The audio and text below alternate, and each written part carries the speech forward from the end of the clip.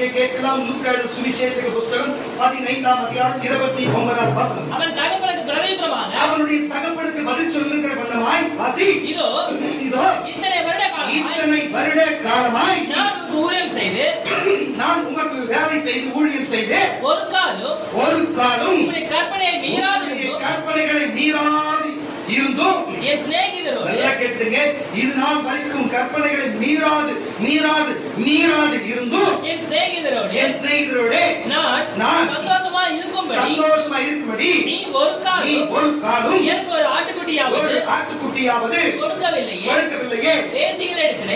வேசிகளிடத்திலே போதும் நான் சொல்லுவது வாசி. நான் பாருங்க, இந்த இடத்திலே என்ன வார்த்தைகள் கூற வருகிறார், என்ன சம்பவம் நடக்கிறது, இந்த சம்பவத்தை குறித்து விரிவாய் நம்ம பார்ப்போம். பாருங்க, மீறுதல். நான் மீறாது இருந்தோம் என்று சொல்லுகிறார். அப்ப மீறாது இருக்கிறதும் புரிகிறதா?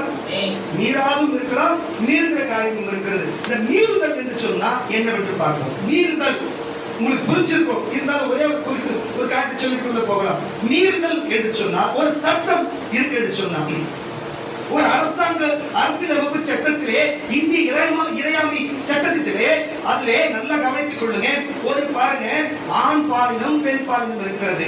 ஒரு 13 வயது பெண் இருக்கிறது என்று வைத்துக் கொள்ளுங்களேன். ஒரு 21 வயது உள்ள ஒரு ஆண்மகன் அவளை திருமணம் செய்து ஓடி போய் காதல் செய்து திருமணம் செய்துவிட்டு ஒரு பிள்ளை பிறக்கிறது சொன்னாலும், திருமணம் செய்ததை தகப்பனும் தாயும் அதை கண்டறிவார் என்று சொன்னா, ஓடி போனதை தகப்பனும் அந்த பெண்ணுடைய தாயும் தகப்பனும் கண்டறிந்து சொன்னா, அதை போய் ஒரு காவல்துறையிலே போய் அது ஒரு புகார் கொடுத்தா, அது போக்சோ என்ற ஒரு சட்டத்திலே அது அமல்படுத்தப்படும், அது எடுக்கப்படும். ஒரு அலையில சொல்லுங்களேன். அப்போ நல்ல ஒரு மீறுதல். அப்போ பெண்ணுக்கு திருமண வயது 21, ஆணுக்கு 23 என்று சொல்லுகிறது. இப்ப எவ்வளவு மாறிக்கிறது. இப்படி ஒரு வயது வைத்திருக்கிற பொழுது வயது வரம்பு மீறி இப்படி ஒரு காரியம் செய்தால் அது சட்டத்தை மீறுகிறது என்று சொன்னால், ஒரு என் கூட இருக்கிற தயவு செய்து என் கூட இருக்கிற கொஞ்சம் நான் பேச வார்த்தை கவனிங்க. அப்போ அவர் மீறுதல் சொன்னா ஒரு அல்லேலூயா. அப்போ அதுக்கு மீறுகிற காரியமாக இருக்கிறது. அப்போ எதனால மீறுகிறது? ஆணும் பெண்ணும் திருமணம் செய்யலாம், தப்பு கிடையாது. நல்லா புரிஞ்சுக்கொள்ளுங்க. ஆண் பெண்ணும் தப்பு செய்யலாம். ஆணுக்கு அதிக வயசா இருக்கலாம், பெண்ணுக்கும் அதிக வயசா இருக்கலாம். அதெல்லாம் எந்த ஜாதி எந்த இன மொழி மக்கள் யாரோட திருமணம் செய்யலாம். திருமணத்துக்கு இங்க ஏதோ சட்டம் இங்க தடை கிடையாது. ஆனா வயதுக்கு தடை இருக்கிறது. அல்லேலூயா. வயதுக்கு தடை இருக்கிறது. 21 வயதுக்கு பிறகு நீ என்ன வேணா செய்திருக்கோ, 10 கல்யாணம் பண்ணிக்கோ, அது விஷயம் கிடையாது. ஆனா அந்த வயதுக்கு ஒரு காரியம் இருக்கிறது. அது வயது வரம்பு மீறி செய்கிறது, மீறுகிறது, மீறுகிற காரியம். அல்லேலூயா. அப்போ அது மட்டும் இல்லாமல் கொலை செய்யக்கூடாது, களவு செய்யக்கூடாது, பொய் சாட்சி சொல்லக்கூடாது என்று வேத வசனத்தில் இருக்கிறது சொன்னா ஒரு. அப்போ அது மட்டும் இல்லாமல் அதுவே இந்திய அரசியல் சட்டத்திலும் இருக்கிறது. கொலை செஞ்சா விட்டுருவாங்களா? களவு பண்ண திருடினா விட்டுருவாங்களா? ஆன்மாராட்டம் பண்ண விட்டுருவாங்களா? சொல்லுங்க. பேசுகிற பண்ண விட்டுருவாங்களா? அப்ப சட்டத்தை மீறினா என்ன நடக்கும்? தக்க தண்டனை நடக்கும். என்ன நடக்கும்? தக்க தண்டனை நடக்கும். என்ன நீங்க புரிதா இல்லையா? என்னாச்சு உங்களுக்கு? என்ன ஏன் இருக்கிறீங்க? கை தட்டி வெளியில பேச மாட்டீங்களா? சொல்ல மாட்டீங்களா? முடியல. முன்னாடி இருக்காங்களா இல்லையா? வா, இருக்கீங்களா இல்லையா? கேரக்டர் சொல்லு. நினைவு நீங்க இல்லை என்று சொன்னா புரியுதா? ஆட்டோ இருக்குதாங்க, போயிட்டு ஒரு 10 நிமிஷம் போயிட்டு வாங்க. போகும் கொஞ்சம் உட்காந்து வாங்க, ரிலாக்ஸ் பண்ணிட்டு ஆட்டோ இருக்கு. சரியா? வேற நடந்து போனா உங்க வீடு பக்கத்துல தான். புரிஞ்சுக்கணும், கரெக்டா இருப்பீங்க நினைக்கிறேன். சரியா? வீடுலாம் பக்கத்துல தான் இருக்குது. இங்க தேவனுடைய வார்த்தை பேசும் பொழுது நீ ஆம் என்றும் ஆமேன் என்றும் இருந்தால் உன் வார்த்தை அது கிரியை செய்யும். இல்ல செவலங்காதல் செலுத்துவது போல இருந்தால், சட்ட வாயில ரத்தம் பார்க்க வைக்கிறது போல இருந்தால் எனக்கு ஒண்ணும் தெரியாது. கைத்தட்ட மட்டும் வச்சு கொண்டு போயிட்டே இருக்கும். நீங்க நல்லா அமைதியா பார்த்துட்டு தான் இருக்கணும். கரண்ட் தட்டி ஒரு அப்ப மீறுதல் சில பேர் எப்படி நீதிமன்றம் நினைக்கிறது. அவரு சட்டம் உலகத்தை பற்றி பேசுறாரு. சப்பாலும் வந்து கை தட்டு வந்து பேசுகிறது யாருன்னு தெரிஞ்சுக்கணும். உணர்வில்லாத ஜனமே, அற்ப ஜனமே, உணர்வுள்ள இன்னும் எதுவரைக்கும் என்னை தேடி போடுவீர்கள்? எதுவரைக்கும் தேடுவீர்கள்? அல்லேலூயா. அல்லேலூயா. அப்போ சட்டத்தை மீறுகிற காரியமாக இருக்கிறது. அப்போ மீறுதல் என்று சொன்னா ஒரு சட்டம் இருக்கலாம், ஒரு கட்டளை இருக்கலாம், புரிகிறதா? ஒரு கட்டளை இருக்கலாம். பாருங்க, ராஜா கட்டளையிட்டா அது மீறினா பாருங்க, ராஜா போடுகிற கட்டளையா இருக்கிறது, அரசாங்கம் போடுறது சட்டமா இருக்கிறது, தேவன் போடுகிறது கற்பனையா இருக்கிறது. அப்போ அது எது மீறினாலும் மீறுதலுக்குரிய காரியமா இருக்கு. சட்டத்திலே விட்டு அதை செய்யாது போனாலும், அது மீறி செய்தாலும், என்ன செய்யாம இருந்தாலும் சரி, மீறி செய்தாலும் என்ன இருக்கிறது? அது மீறுதலா இருக்கிறது. ஹல்லேலூயா. அப்ப மீறுதலுக்கு காரியம் மறுபடியும் என்ன நடக்குதுன்னு சொன்ன அந்த இடத்துல பாருங்க, ஒரு தகப்பனுக்கு 2 மகன்கள் இருந்தாங்க. அவன் ஒரு மகன் என்ன செய்தான்னு சொன்னா, எனக்கு என்னுடைய ஆஸ்தி எனக்கு வேணும், நான் இந்த ஊர்ல தங்க போகிறதில்ல, நான் இந்த இந்தியாவில் தங்க மாட்டேன், நான் அமெரிக்கா தேசத்துக்கு போயிடுவேன், எனக்கு நான் ஸ்ரீலங்காவுக்கு போயிடுவேன், நான் பக்கத்துல இருக்கிற அரபு தேசத்துக்கு போயிடுவேன், இந்தியாவில் இருக்கிற எல்லா சொத்துக்களை எனக்கு வித்து எனக்கு கொடு என்று எத்தனை பிள்ளைகள் கேட்கிறார்கள் போல, அது போல அந்த 2 பிள்ளைகள் ஒருவன் கேட்கிறான், என்னோட ஆஸ்தி எல்லாத்தையும் எனக்கு பிடிச்சு கொடு என்று சொல்லி அதை பணமாய் மாற்றிக்கொண்டு அவன் தூர தேசத்துக்கு போய்விட்டு அங்க போய் என்னென்ன செய்யக்கூடாதோ, பாருங்க, வேதத்தின்படி என்னென்ன சட்ட திட்டங்களுக்கு அவன் செய்யக்கூடாதோ எல்லா சட்டங்களையும் திட்டங்களையும் மீறி அவன் நடந்து தன் செல்வத்தை இழந்து தன் சரீரத்திலே பலவீனப்பட்டு தன்னுடைய சரீரத்திலே பலவீனப்பட்டு எல்லா ஆஸ்தி அந்தஸ்துகளை இழந்து மறுபடியும் எங்க வருகிறான்? தன் சொந்த நாட்டுக்கு, சொந்த தேசத்துக்கு, சொந்த ஊருக்கு, சொந்த தெருக்கு, சொந்த வீட்டுக்கு, சொந்த தகப்பனுடைய சகோதரியை பார்க்க அவன் சொந்த இடத்துக்கு ஓடி வருகிறான். அப்பொழுது தூரத்திலே பார்க்கிற அவன் தகப்பன் என்ன செய்கிறான்? குடுகுடுன்னு ஓடி கட்டி பிடித்து அவன் முத்தம் செய்து, மகனே நீ ஓடிவா என்று சொல்லி, என் மகன் வந்திருக்கிறான், நீ போய் அவனுக்கு ஒரு கொழுத்த கண்ணை அடித்து இன்னைக்கு புசிக்க கொடுக்க வேண்டும் என்று சொல்லி அது வேலைக்காரத்தை சொல்லுகிறார். அப்பொழுது அவன் தகப்பனாரோடே இருந்த, எப்படி தகப்பனாரோடே இருந்த சகோதரன் என்ன செய்கிறான்? ஏன்பா, நான் கூட எந்த ஒரு சொத்தை பற்றி நான் கேட்கும் போல நீ சொன்ன எல்லா கற்பனைகளையும், எல்லா கட்டளைகளையும், எல்லா சட்டத்தையும் நான் மீறி போகாம அதுக்கு அடங்கியே நடக்கிறேனே. அப்ப அவன் மீறி போனவனை விட்டுட்டு நான் இவ்வளவு நாள் மீறி போறேன்னு நான் சந்தோஷமா இருக்க ஒரு ஆட்டுக்குட்டியை கொடுத்துருக்கேன். எனக்கு ஒரு ஆட்டுக்குட்டியை நான் அறுத்து என் சொந்த என்னுடைய நட்போடு சேர்ந்து நான் சாப்பிட்டுருக்கேன். ஒரு ஆட்டுக்குட்டியை வித்தாச்சு அந்த காசை வச்சு நான் செலவு பண்ணிருக்கேன்னா, ஒரு வந்தா பசங்களுக்கு வீட்டு வச்சிருக்கேன், என்ன செஞ்சுக்கிறேன், நீ எனக்கு அதை செய்யலையே. இவனுக்கு மட்டும் எல்லாமே செஞ்சு அழிச்சுட்டு வந்தவனை கட்டி பிடிச்சி நீ முத்திரை மோதிரம் போட்டு நம்ம சாங்க போட்டு அவனுக்கு இப்படிப்பட்ட கொழுத்த கன்று அடிக்கிறியே, இது உனக்கு நியாயமா என்று கேட்கிறான். நான் கேட்கிறேன், இது நியாயமா? ஒரு மீறி போனவனுக்கு இது நியாயமா? நியாயம் இல்லை என்று சொன்னா ஒரு அல்லேலூயா சொல்லுங்களேன். இது நியாயம் இல்லை என்று சொன்னா ஒரு அல்லேலூயா சொல்லுங்களேன். எல்லாரும் சொல்லிக்கிறீங்க நியாயம் இல்லை. அப்ப நீ எப்படி வந்த உள்ள சர்ச்சுக்கு? நீ எப்படி வந்த? அல்லேலூயா. நீ ஆரம்பத்துல இருந்த நிலை என்ன? எல்லா பாவத்தையும் செஞ்சுட்டு இன்னைக்கு இயேசு தேடி வந்திருக்கிறனா, அப்படியே உன்னை கட்டி அணைச்சு இயேசு உன்னை கூப்பிட்டு உன் பக்கத்துல உட்கார வச்சிருக்கிறாருன்னா எப்படி தெரியும்?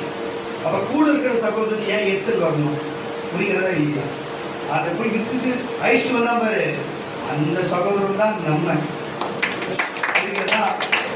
அவன் கோவப்பட்ட இஸ்ரவேல் அவன் அப்பத்துல இருந்து இருக்கிற அவர் கூட தான். வெளியில போனவன் யாரு? அவர் மதிக்காம போனவன் யாரு? புரட்சியாதியாகி நம்ம. அல்லேலூயா. வந்த உடனே மறுபடியும் நம்ம கூப்பிட்டு வந்து எப்போதும் செல்ல பிள்ளைய கத்த நம்ம கூப்பிட்டு இருக்கிறாரு. அப்போ நம்ம போனவன் அந்த எப்படி சொல்லுகிறது? அல்லேலூயா. இது கேட்பதற்கு எடுத்துக்காட்டு சொல்லலாம். எல்லாரும் நான் சொல்லுறேன் அதான் அர்த்தம் சொல்லியிருப்பானா, விஷயம் இல்லை, உள்ளத்தும் வேறு. அல்லேலூயா. அது கட்டி அணைத்தவர் இயேசு கிறிஸ்துவா இருக்கிறாரு. இங்க இருக்கிறவர் இஸ்ரவேலனாக இருக்கிறார், வந்தவர் புரட்சாதி மக்களாக இருக்கிறார். அது போல நம்ம வாழ்க்கையில எத்தனை பாவங்களும் துன்பங்களும் துயரங்களும் அனுபவித்து இயேசுவிடத்திலே வந்து மறுபடியும் பின்மாற்றமாய் போய் அந்த சாக்கடையில விழுந்து அதை எழுந்து மறுபடியும் உனக்கு ஒரு வாய்ப்பு கொடுத்து கர்த்தர் மறுபடியும் கொண்டு வந்து விட்டார் என்று சொன்னா நீ எப்படி இருக்கணும்? அவருக்கு நீ எப்படி இருக்கணும்? எப்படி வாழணும்? நீ எப்படி இருக்கணும்? உன்னை போல ஒரு சகோதரன் வந்தா, உன்னை போல ஒரு சகோதரி வந்தா அவளை பார்த்து பொச்சில் படைகிறதும் பொறாமை அடைகிறதும். அவங்க வந்தாங்க உடனே அவங்களுக்கு வழிபட்டுல ஏற்றி அவங்க பாடுபட விடுறாங்க. வந்தாங்க உடனே அவங்களுக்கு இதை செய்ய விடுறாங்க. வந்தாரு பாசமா கொஞ்சம் பேசுறாங்க, கொலாமி பேசுறாங்க. ஏன் உங்ககிட்ட பேசலையா? ஏன் நீ சரியா பேசல? நீ அவங்க கூப்பிடலையா? நீ வரல. அவன் கூப்பிட்டா வந்திருக்கலாம். ஏன் அவங்க மேல உங்களுக்கு வச்சிருக்கு? அவன் மேல ஏன் உங்களுக்கு போறாங்க? அல்லேலூயா. அழைக்கிறவர் தேவனாய் இருக்கிறார். தேடி யாருனாலும் தேவனுக்கு வரலாம். அதை அணைத்து அவரை மன்னித்து முத்திர மோலத்தை கொழுத்த கஞ்சி அடிக்கிறது இயேசு கிறிஸ்து. தேவனாகி கர்த்தர், அவர் பணம், அவர் ரத்தம், அவர் ஊர், அவர் நாடு, அவருடைய வல்லமை. மற்றவர்களோட கேள்வி கேட்கிற இடத்துல இல்ல, நீயும் இல்ல, ஏன் அவனுக்கு செஞ்ச, ஏன் எனக்கு சில கேள்வி கேட்கிற நம்ம இல்ல. அல்லேலூயா. அதனால தயவு செய்து புரிந்து கொண்டு கர்த்தருடைய பிள்ளைகளே, நம்ம யார் என்றும், நம்ம எப்படி இருந்தோம் என்றும், இப்ப எப்படி வந்தோம் என்றும் நாம் புரிந்து கொண்டு நடக்க வேண்டும். இப்ப 29:30 வாசித்தமே. அவர் தகப்பனுக்கு பிரதியுத்தரமாக இதோ இத்தனை வருட காலமாய் நான் உமக்கு ஊழியம் செய்தேன். ஒரு காலம் உம்முடைய கற்பனை மீறாதிருந்தோ என் சிநேகிதரோடே சந்தோஷமாய் இருக்கும்படி நீர் ஒரு காலம் எப்பொழுதும் எனக்கு ஒரு ஆட்டுக்குட்டியாவது கொடுக்கவில்லையேப்பா. பேசிகளிடத்திலே உமது ஆஸ்தியை அழித்து போட்டார். நீ வித்து கொடுத்த ஆஸ்தியை அழித்து போட்டவன் உங்களுடைய குமாரனாகி இவன் வந்தவுடனே கொடுத்த கன்றை இவனுக்காக அனுப்பித்தீரே என்றார். அதற்கு தகப்பன், நல்லா கேட்டுங்க, ஒரு விஷயம் சொல்றேன். எப்பவுமே என் கூட இருக்கிறாங்கன்னு ஒரு ஊழியத்துல கூட இருக்கிறவங்களுக்கு அவங்க அருமை தெரியாது. ஏன்னா அவங்களுக்கு தெரியாது, அவங்களுக்கு எப்பயுமே கூட ஒரு எவ்வாறு கூட இருக்கிறது தெரியல. வெளியிலிருந்து வரும்போது தான் அது தெரியும். இவன் எப்பேற்பட்ட ஒரு ஊழியக்காரன், இதுல வரம் இருக்கிறது. தேவ அப்போ சொன்னார்கள் எல்லாரையும் ஊழியர்கள் நடத்த வைக்கிறாங்க. கூட இருக்கிறவங்களுக்கு புரியல.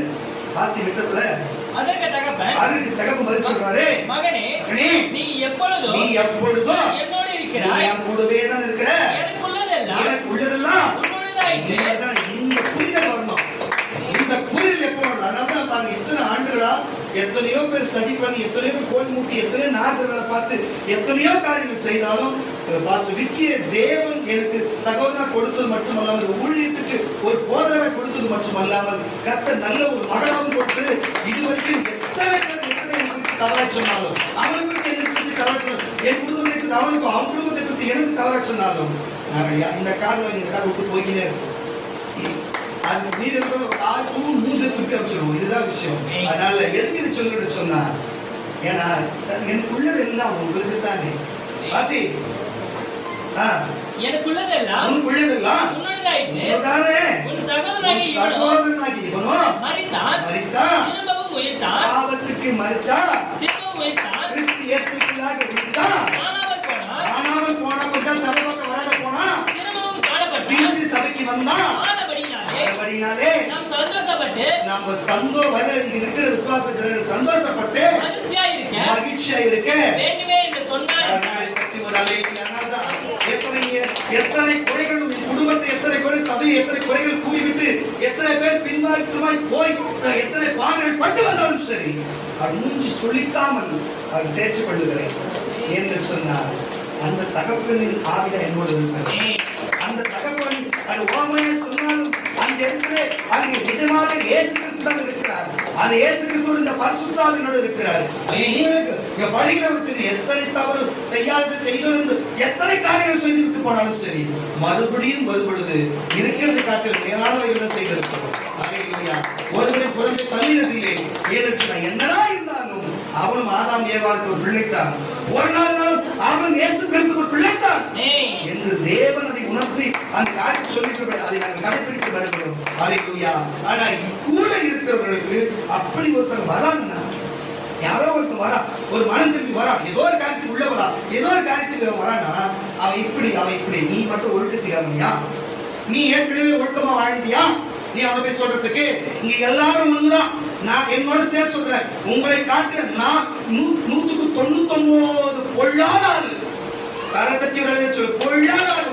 என்னையே மாற்றி உட்கார்ந்து கேட்கவும், எனக்கு உங்களுக்கு உட்கார்ந்து இன்னும் பேசவும் கத்தர் வச்சிருக்கிறாருன்னா, அல்லேலூயா. அதுக்கப்புறம் ஒரு நல்லவரா இல்லையா, என்னையே பண்ணிடுறது.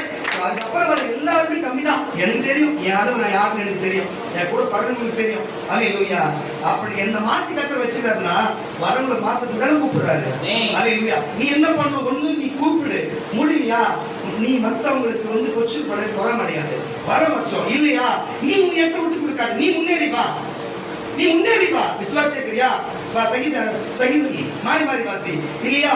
சங்கீதம் பண்ணு, ஆராதனை பண்ணு, பாடலை பாடு, வேண்டாடி ஏதாவது பண்ணு, முன்னாடி வா. இல்ல சாட்சி விசாரி, அறிக்கை விசாரி. இல்லையா? ஒரு நாள் பசங்களை கேட்டு பண்ணிக்கோ. இந்த ஜெபம் பண்ணு. நீயும் பண்ண மாட்டேன், வரவனை விட மாட்டேன். நான் என்ன கதை இது? அல்லேலூயா. இது பேர் என்ன? நான் மீறாது இருந்தும் மீறி போனவனை நான் சொல்லுகிறேன். ஒருவேளை உன் வாழ்க்கையில நீ மீறி போனது உண்டு, ஆனாலும் உன் வாழ்க்கையில ஏற்கனவே நீ கிறிஸ்துவ விட்டு பின்மாற்றமாய் போய் மீறி போன காரியம் உண்டு சொன்னா, மறுபடியும் கர்த்தர் உன்னை மீட்டு கொண்டு வந்து விட்டுக்கான்னு சொன்னா, நீ இனி மீறி போவாய் என்று சொன்னா, காலம் இனி உனக்கு செல்லாது. காலம் இனி உனக்கு செல்லாது. இது டிவி வழியா பார்த்து, Facebook, YouTube வழியா பார்க்கிற கர்த்தருடைய பிள்ளைகளே, உங்களை பார்த்து ஏற்கனவே நீ மனம் மாறி மனம் திரும்பி மறுபடியும் பின்மாற்றமாய் போய் திருப்பி வந்துப்பான்னு சொன்னா, நீ மறுபடியும் அதே தவறு செய்வாய் என்று சொன்னா, உன்னை தேவன் எச்சரிக்கிறார். என்னவென்று உன்னை எச்சரிக்கிற காரியம் என்னவென்று சொன்னா, நீ மீறி போகாதே. உன் மீறுதல் காரியம் முறிந்தது, மறுபடியும் சேர்த்துக் கொண்டார், மறுபடியும் சேர்ந்து போவாய் என்று சொன்னார். உன்னை தேவன் வாந்தி பண்ண போடுவார். வாந்தி பண்ணினால் முடிந்து போனது கதை. புரிந்து கொள் கர்த்தருடைய பிள்ளைகளே, நீங்கள் இதுவரைக்கும் அப்படி பின்மாற்றம் போகலாம், சபை விட்டு விலகலாம், இயேசு விட்டு விலகலாம். நான் ஜெபிச்சே கிடைக்கல, ஒரு எந்த தீர்க்கதரிசி சொல்லல, இப்படி எப்ப பாரு இப்படி பேசுற அப்படி பேசுறாரு, எதுவோ ஒண்ணு உங்களுக்கு அப்படி உணர்வு இருக்கிறன்னு சொன்னா, உன்னை நீயே சிந்தித்து பார், உன்னை நீயே யோசனை செய்து பார், உன்னை நீயே தன்னை அறிந்து பார். அப்பொழுது நீ செய்கிற சரியா தவறா என்று உனக்கு புரியும். கரங்களை தட்டி ஒரு அலையே சொல்லும். இந்த உலகத்துல எல்லாரும் உத்தம சிகாமணிகளும் கிடையாது, எல்லாரும் பாவிகளும் அசுத்தவான்களும் அப்படி இருந்தவர்கள் தான். இயேசுடைய பரிசுத்த ரத்தத்தால் கழுவப்பட்டு இன்றைக்கு நீயமான பரிசுத்தம் நீதிமானம் மாற்றப்பட்டு இருக்கிற ஒழிய நீய உன்னாலும் என்னாலும் எந்த பாவம் பாருங்க கழுவப்படலை, இயேசுவின் ரத்தத்தால் கழுவப்பட்டிருக்கு. ஆனாலும் இந்த இஸ்ரவேலர்களை குறித்ததான ஒரு தொகுப்பை பார்ப்போம். இந்த இஸ்ரவேலர்களை குறித்த ஒரு தொகுப்பை பார்ப்போம். என்னவென்று பார்க்கும் பொழுது, தேவனாகி கர்த்தர் எகிப்திலிருந்து இவர்களை அழைத்து இஸ்ரவேல் தேசத்திற்கு என்ன காரியம், கானான் தேசத்திற்கு கொடுப்பேன், பாலும் தேனும் ஓடுகிற கானான் தேசமாகிய அந்த தேசத்தை கொடுப்பேன். நீங்கள் வந்து அங்கே எனக்கு ஒரு பலிபீடத்தை கட்டி என்னை அங்கு ஆராதனை செய்யுங்கள், என்னை பணிந்து கொள்ளுங்கள் என்றால், நீங்கள் என்னுடைய உங்களுக்கு வம்சத்தில் ராஜாக்கள் உருவாகுவார்கள், நீங்கள் என் சன்னதி, நீங்கள் என்னுடைய பிள்ளைகள், என் புத்திரர்கள், நானே உங்கள் தேவன் என்று தேவன் ஒரு கூட்டத்தை ஆயத்தப்படுத்தி அந்த ஜனங்கள் அடிமைத்தனத்தில் பாவத்தில் அசுத்தம் உலகத்தினுடைய காரியங்களை மீட்டு அவரை கொண்டு வந்து கொடுத்து அவருடைய வாழ்க்கையை வழிநடத்த எல்லா தேவையும் சந்தித்து நடத்தும் பொழுது அவர்களுக்கு எப்படி மீறி போகிற எண்ணம் வரும்?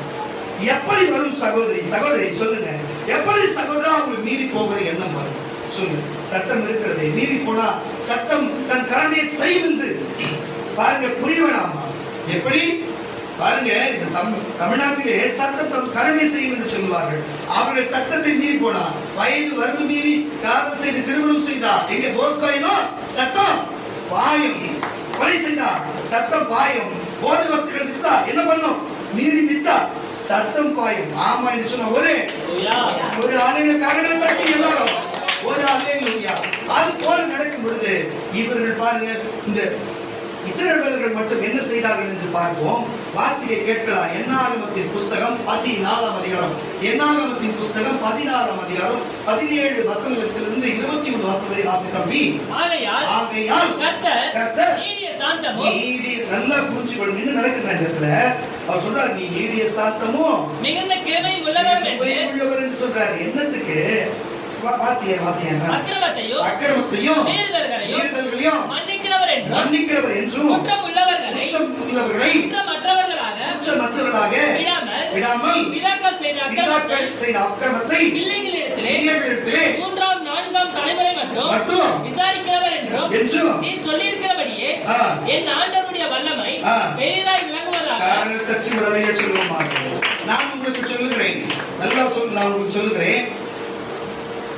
பாருங்க, சவுலை அபிஷேகம் பண்ணது யாரு? ஒரு தெரிஞ்சவங்க சொல்லுங்க. அல்லேலூயா. சவுல் ராஜாவை வேணுமா கேட்டது யாரு? சரி, தாவீது அபிஷேகம் பண்ணது யாரு? ராஜாவை அனுப்பினது யாரு? அல்லேலூயா. சரி, நானே சொல்றேன். சவுலை ராஜாவாக கேட்டது யார் என்று சொன்னா, அங்க இருக்கிற குடிமக்கள் கேட்டார்கள். அபிஷேகம் பண்ணது அங்க யாரு? தீர்க்கதரிசியாகிய சாமுவேல். அல்லேலூயா. தாவீதை யார் அபிஷேகம் பண்ணது? தேவன் தான் அபிஷேகம் பண்ணார். அல்லேலூயா. ஏன்னு சொன்னா, தேவன் அவர்களுக்கு மக்களுக்கு, அந்த குடிமக்களுக்கு ராஜாவை கொடுத்தார். ஆனா உலக தோற்றத்துக்கு என்ன தெரியும்? யார் அபிஷேகம் பண்ணதாய்?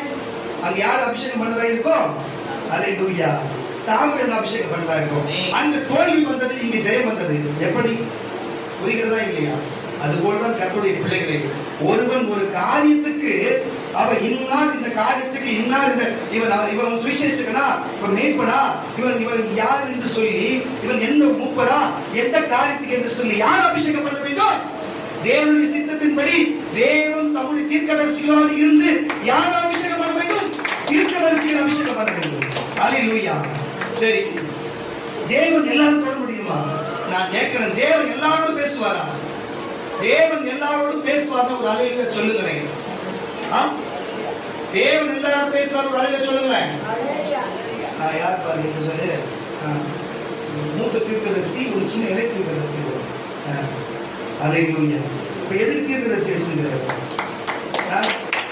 எதுக்கு அப்போஸ்தலர் வச்சிருக்கிறாரு? நீங்களே எல்லாரும் தீர்க்கதரிசி எடுத்துட்டு போங்க, எல்லாம் அப்போஸ்தலர் எடுத்துட்டு தான் போங்க. முன்னாடி முதல்ல வார்த்தை பேசுறேன். அல்லேலூயா.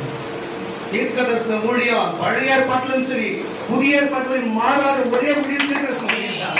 தீர்க்கதரிசனம் மட்டும் மாறவில்லை. எல்லாரும் மாறினார்கள். ஆசாரியர்கள் மாறினார்கள், லேவியர்கள் மாறினார்கள். அல்லேலூயா. இப்பொழுது சுவிசேஷகர், மேய்ப்பர், போதகர், அப்போஸ்தலர்கள் வந்தார்கள். ஆனால் தீர்க்கதரிசிகள் இப்பொழுதும் இருக்கிறார்கள். அல்லேலூயா. ஏனென்று சொன்னால் ஒரு கூட்டத்தை, இந்த சுவிசேஷம், இந்த ஊழியம், இந்த கூட்டத்தை தேர்ந்தெடுத்து இந்த கூட்டத்துக்கு ஒரு தீர்க்கதரிசி நியமித்து அந்த தீர்க்கதரிசியின் வழியாக தேவன் பேசுவார். மோசே அந்த 4 லட்சம் மக்களுக்கு, அங்க இருக்கிற ஜனங்களுக்கு யாரை கொண்டு பேசினார்? அவர் யாரை கொண்டு பேசினார்? மோசே தீர்க்கதரிசி கொண்டு பேசினார். பிறகு யோசுவாவை கொண்டு பேசினார். பிறகு யார்? காலேபை கொண்டு பேசினார். வாழாடி வாழையா அவர் ஜனங்களுக்கு தனியாக பேசுறதே இல்லை. ஏசாயா எதுக்கு இருந்தார்? எரேமியா எதுக்கு இருந்தார்? அல்லேலூயா. அவர்கள் எதற்கு இருந்தார்கள்? எல்லாம் தீர்க்கதரிசிகள். தேவன் ஜனங்களுக்கு சொல்ல வேண்டிய காரியத்தை செய்தார்கள். இன்னைக்கு அப்படி போய் எல்லா ஜனத்துக்கும் சொல்ல முடிகிறது, அப்படி சொல்ல முடியாத காரியம் இருக்கிறது. ஆனால் எப்படி சொல்லுகிறோம்? இன்றைக்கு சபையின் வழியாக கூட்டம் கூடுகிறது. சபையின் வழியாக தீர்க்கதரிசி மூலமா தேவன் பேசுகிறார். இந்த வார்த்தை மூலமா பேசுகிறார். அவர் திட்டமாய் தெளிவா பேசுகிறார். அல்லேலூயா. சரி, வேற வசனம் படிக்க தெரியாதவங்க எப்படி தேவன் பேசுவாரு? சொல்லலாம், பைபிள் மூலமா பேசுவார் சொல்லிட்டு. படிக்க தெரியாத எப்படி பேசுவார்? சொல்லுங்க. தீர்க்கதரிசி மூலமா பேசுவார். அதனாலதான் தேவனுடைய வாய் தீர்க்கதரிசி வாய் ஒன்றாக இருக்கிறது. ஒரு ராஜா வேணும் என்று சொன்னாலும் தீர்க்கதரிசி அபிஷேகம், ஒரு ஊழியக்காரர் வேணும்னாலும் தீர்க்கதரிசி அபிஷேகம் பண்ணணும். அல்லேலூயா. அங்க பழைய ஏற்பாட்டுக்கு புதிய ஏற்பாட்டு காலத்திலே அங்க இருந்த சீஷர்களை எத்தனை பரிசுத்தாவின் தொட்டார் என்று தேவன் தொட்டார் அங்க வரலாறு இருக்கிறதா? அப்போஸ்தலர் தன் கைகளை வைத்தார்கள், பரிசுத்தாவினால் நிரப்பப்பட்டார்கள். அப்போஸ்தலர் கைகளை வைத்து தம்முடைய வாயில் காற்றை ஊதினார்கள், பரிசுத்தாவினால் நிரப்பப்பட்டார்கள். புரிகிறதா இல்லையா? தேவன் ஒரு மனிதனை தொட வேண்டும் என்று சொன்னார். அல்லேலூயா. தம்முடைய தீர்க்கதரிசிகளை கொண்டு அப்போஸ்தலர் கொண்டு தம் ஆவி ஊற்றுகிறார், அபிஷேகம் செய்கிறார், தம்முடைய வழி நடத்துகிற வேண்டிய காரியத்தை தம்முடைய அப்போஸ்தலர் தீர்க்கதரிசிகள் வெளிப்படுத்துகிறார். ஆமான்னா ஒரு பெரிய கரகோஷங்களை ஏற்படுத்தும். அல்லேலூயா. அப்படி இல்லை, எனக்கு தேவன் பேசுவான்னு சொன்னா உனக்கு இந்த சபையே தேவையில்லை. உனக்கு இந்த சபையே தேவையில்லை. புரிகிறதா? உனக்கு இந்த சபையே தேவையில்லை. நீ ஏன் போய் சபை நடத்து? உங்ககிட்ட தேவன் பேசினா நீ போய் சபையை நடத்து. அல்லேலூயா. ஒரு வேலை கூட பேசுறது அதிக பேசினார்னா உனக்கு வெளிப்பாடுகளை கொடுக்கிற வெளிப்பாடு வேற, தீர்க்கதரிசனம் வேற. வெளிப்பாடு வெளிப்படுத்துறது வேற, தீர்க்கதரிசனம் தீர்க்கமாய் சொல்லி நடக்கும் அப்படி சொல்லுகிறது வேற. அவர்களால் அப்படி சொல்ல முடியாது. தீர்க்கதரிசனம் நடக்கும் சொல்ல முடியாது. கர்த்தருடைய பிள்ளைகள் அதெல்லாம் மீறி போகிறது. என்ன மீறி போகிறது? ஒரு தீர்க்கதரிசி அங்க கொடுத்து, ஒரு மோசையை கொடுத்து, மோசை மூலமா தேவன் தனியா கொடுத்தாரா? நான் கேட்கிறேன், இந்த வேத வசனம் இது தனியா வந்துச்சா? இது தனியா வந்துதா? இது எவ்வளவு 66 புத்தகம் தனியா வந்துச்சா? எத்தனை தீர்க்கதரிசிகள் எழுதினார்? எத்தனை அப்போஸ்தலர்கள் எழுதினார்கள் தெரியுமா? அதை இன்னொரு மொழிபெயர்ப்பு ஒன்னா சேர்த்து எத்தனை பரிசுத்தவான்கள் எழுதினார்கள் தெரியுமா உங்களுக்கு? அல்லேலூயா. புரிந்து கொள்ளும் கர்த்தருடைய பிள்ளைகளே. எல்லாம் மற்ற மார்க்கத்தில் சொல்கிறது, ஜிப்ரேல் வந்தா, கேப்ரியேல் தூதன் வந்தா, எங்க நபிக்கு வந்து அப்படியே எல்லாத்தையும் கொடுத்துட்டு போயிட்டான் என்ற கதையெல்லாம் இங்க இல்லை. புரிகிறதா? இது தேவன் தம்முடைய சொந்த தீர்க்கதரிசிகள் கொடுத்தார், தம்முடைய அப்போஸ்தலர் கொடுத்தார். எல்லா பரிசுத்தம் முழங்கால் படித்து, தண்ணி தொண்ட வரையும் இருக்கிற தண்ணீர் முழங்கால் படித்து, பரிசுத்தால் சொல்லுகிறது எதை எழுதுறது சேர்த்து எழுதி இன்றைக்கு நமக்கு கொடுத்திருக்கிறார்கள். புரிந்து கொள்ளுங்க. ஒரு தேவனுக்கும் சபைக்கும் நடுவில் கர்த்தர் ஊழியக்காரன் எதுக்கு வைத்திருக்கிறார்? தேவன் சொல்லுகிறதை ஊழியக்காரர் மூலமா சொல்ல, இஸ்ரவேலருக்கு ஏன் தேவன் பேசக்கூடாதா? ஏன் அங்க இருக்கிற ஜனங்களுக்கு மோசே மலையில் ஏறும் பொழுது ஜனங்கள் மலையின் பக்கத்துல வந்தா அந்த எல்லைக்கு கூட வரக்கூடாதுனால ஏன் வந்திருக்கலாமே? ஏன் தேவன் பேசிருக்கலாமே? ஏன் பேசல? தேவனுக்கு தெரியும் யாரை தேர்ந்தெடுக்க வேண்டும் என்று சொல்லி. அதனால மோசையை தேர்ந்தெடுத்தார். மோசைக்கு அப்புறம் யார்? யோசுவாவை தேர்ந்தெடுத்தார். எலியாவை எதுக்கு தேர்ந்தெடுத்தார்? எலியாவுக்கு பிறகு எலிசாவை தேர்ந்தெடுத்தார். இயேசுவை தேவன் தேர்ந்தெடுத்தார். இயேசு பிறகு தம்முடைய சீஷரை தேர்ந்தெடுத்தார். சீஷர்கள் மூலமா தேவன் எங்களை தேர்ந்தெடுத்திருக்கிறார். ஹல்லேலூயா. விசுவாசத்துக்கு உன்னை தேர்ந்தெடுக்கிறார். தேர்ந்தெடுத்திருக்கிறார் நம்புகிறேன். நீ எப்படி? ஹல்லேலூயா. அப்படிப்பட்ட மோசே கற்பனை கட்டளைகளின் கொடுத்து அந்த தேவனாகி கர்த்தருடைய வார்த்தையை அவர்கள் என்ன செய்தார்கள் சொன்னா உதாசீனப்படுத்தினார்கள். அந்த உதாசீனப்படுத்த சொன்ன என்ன காரியம்? மீறி நடந்தார்கள். என்ன செய்தார்கள்? அது என்ன நியாயப்பிரமாணம் என்பது என்னன்னு தெரியும் உங்களுக்கு. அது என்ன எழுதப்பட்டிருக்கிறது தெரியும். 10 கட்டளை என்பது என்னன்னு உங்களுக்கு தெரியும். தெரியாமலே அதை மீறி நடந்தார்கள். எப்படி? மோசே வார்த்தைக்கும் தேவன் கொடுத்த வார்த்தைக்கும் வசனத்துக்கும் கற்பனை கட்டளைக்கும் என்ன செய்தார்கள்? மீறி நடந்தார்கள். அதனால தேவன் என்ன செய்திருப்பார்? நீங்க என்ன செய்திருப்பார் நினைக்கிறீங்க? எப்பவுமே தேவன் அதுக்கு முன்னாடி மோசே இப்ப வாசிக்க சொன்னாரு, நீங்க இரக்கமுள்ள தேவன், மீறுதல்களை மன்னிக்கிற தேவன், நீ சாந்த குணமுள்ள தேவன், நீங்க கொஞ்சம் 2ஆம் தலைமுறை மட்டும் தன் பாவத்தை விசாரிக்கிற தெய்வம். அப்ப நன்மை செய்தா 10 தலைமுறை மட்டும் விசாரிக்கிற தெய்வம். புரியுதா? பாவம் பண்ணா மீறி நடந்தா 3 தலைமுறை சாபத்தை கொடுக்கிற தெய்வம் என்று யார் சொல்லுகிறார்? இந்த இடத்துல மோசே சொல்லுகிறார். ஒரு அல்லேலூயா சொல்லுகிறேன். ஏன் சம்பந்தம் இல்லாத மோசே சொல்லுகிறார்? முதல்ல இந்த வார்த்தைகளை கவனித்து பாருங்க. அவர் சொல்லுகிறாரு, தேவன் எப்பா மோசே தீர்க்கதரிசி, நான் உன்னை இந்த ஜனங்களுக்கு நடுமையில வைத்தேன். இந்த ஜனங்களோடு பேசாத, நான் உன்னை கொண்டு பேசினேன். நான் பார்வனோடு உன்னை கொண்டு பேசினேன். சில ஜனங்களுக்கு உன்னை கொண்டு பேசினேன். ஆனா இந்த ஜனங்க வணங்கா கேட்கல ஜனங்கப்பா. இது உன் பேச்சை கேட்காது. நான் கொடுத்த என்னோட பிரமாணத்தின்படி நடக்காது. இது மீறி தான் நடக்கும். இது மீறி போச்சுப்பா. இதுங்களை ஒரே மனுஷனு சொல்லுகிறது போல நான் மொத்த பேரை இஸ்ரவேல் ஜனங்கள் மொத்த பேரை கொண்டு போட போறேன். நீ கொஞ்சம் விலகிக்க பான்றாரு. எப்படி? நீ கொஞ்சம் விலகிக்க பான்றாரு. இவர் மோசே நடுவில் நின்று சொல்றாரு, ஆண்டவரே என்ன இது? புறச்சாதிகள் நினைப்பான், அக்கப்பக்கத்து ஊருக்காரன் தான் நினைப்பான். இவர் எகிப்துல இருந்து கானான் கொண்டு போற பாலத்தீன தேசத்தை கொண்டு போற சொல்லி கூட்டு வந்தாரு. இன்னைக்கு எல்லாரையும் அங்க இட்டு போய் சேர்க்காதனால அது சேர்க்க முடியாத போவோம்னு தெரிஞ்சு அவர் என்ன பண்றாருன்னா எல்லாரையும் கொண்டு போட்டாருன்ட்டு உண்ணாமத்து தூசிக்கப்படுவாங்கப்பா அப்படின்னு சொல்றாரு. அதுக்கு தேவன் சொல்றாரு, அப்பா அது இருந்து போட்டோம், நான் உன்னை கொண்டு ஒரு சந்ததி உருவாக்குறேன். எப்படி? உன்னை கொண்டு நான் ஒரு சந்ததி உருவாக்குகிறேன் என்று சொல்லி அவர் அப்ப கூட மோசே ஊழியக்காரர் ஒத்துக்கல. இப்படி சொல்லுவாங்கப்பா சொல்லி கொஞ்சம் இறக்க பாருங்கப்பா, நீதான் நல்ல தேவனாச்ச, மன்னிக்கிற தேவனாச்சு. ஊழியக்காரன் கேட்கிறான், தேவன் மனம் இறங்கி இருப்பான்னு சொல்ல ஒரு அழகியா சொல்லுங்க. என்னங்க ஊழியக்காரன் கேட்ட கர்த்தர் மனம் இறங்க மாட்டாரா? அதுக்கு தாங்க மன்னிப்பு, அதுக்கு தாங்க மோசே வைத்திருக்கிறார். நான் கர்த்தருடைய தீர்க்கதரிசி என்று சொன்ன விசுவாசிக்க நீங்கள் ஒரு அல்லேலூயா. அப்போ அங்கேயும் என் தகப்பனாகிய மோசே தான் இருந்தார். அங்க என்ன நடந்தது? அவர் தான் தேவனுக்கு பரிந்து பேசுகிறார். இன்றைக்கு நிறைய கிடைக்காத காரியத்தை ஆண்டவரே கிடைக்காதுன்னு சொன்னாலும் கொஞ்சம் கேட்டு கிடைக்க வேண்டும் கெஞ்சுகிறோம். நடக்காத காரியத்தை கூட கொஞ்சம் கேளுங்கப்பா, நடக்க வேண்டும் என்று நம்புகிறோம். தேவனை நோக்கி எனக்கு கூப்பிடுகிறோம். தேவன் இப்படியாவே பரிந்து பேச ஒருவன் வேண்டும் என்று கர்த்தர் வைத்திருக்கிறார். ஆனால் ஜனங்கள் என்று சொன்னா நீர் ஊழியக்காரனுக்கு மீறி பேசுகிறது, சபைக்கு மீறி பேசுகிறது, தேவனுக்கு மீறி பேசுகிறது. நீ மீறி நடக்கிறதும் நீ தேவனுடைய சட்ட திட்டத்துக்கு எப்படி கரெக்டான நேரத்தில் சபைக்கு வரணும்னு கேட்டா தவறா? நீ சபைக்கு கரெக்டான நேரத்தில் வந்து சபை நேரம் 10:30 மணிக்கு நல்லா புரிஞ்சுங்க. 7 மணிக்கு கொடுத்து பாருங்க, வெள்ளிக்கிழமை கூட்டம் 7 மணி. ஏன்பா மீறி வரீங்கன்னு கேட்டா நான் குற்றவாளியா ஒரு அறிவை சொல்லுங்க. நான் குற்றவாளி. ஏன் நம்ம கேட்க கூடாதா? ஏன் உங்க கேட்கறதுல நான் இல்லையா? சொல்லுங்க. கடவுள் என்ன உங்க கேட்கறதுல வைக்கலையா? ஒரு நீங்க என்ன கேட்கறதுல இருக்கீங்களா? 10:30 மணிக்கு கூட்டம் ஏன் 10:30 மணிக்கு பதில் கேட்ட தப்பா? தப்பு இல்லை, ஒரு அறிவை சொல்லுங்க. அதாங்க கேட்டேன். வெள்ளிக்கிழமை கூட்டத்துக்கு ஏன் 7 மணிக்கு வரலன்றது, ஏன் 7 மணிக்கு வரலன்னு கேட்டது சரின்னா ஒரு அறிவை சொல்லுங்களேன். அதாங்க கேட்டேன். என்னங்க கம்முனுங்க கேட்கக்கூடாது. அல்லேலூயா. இதெல்லாம் கேட்டேன்.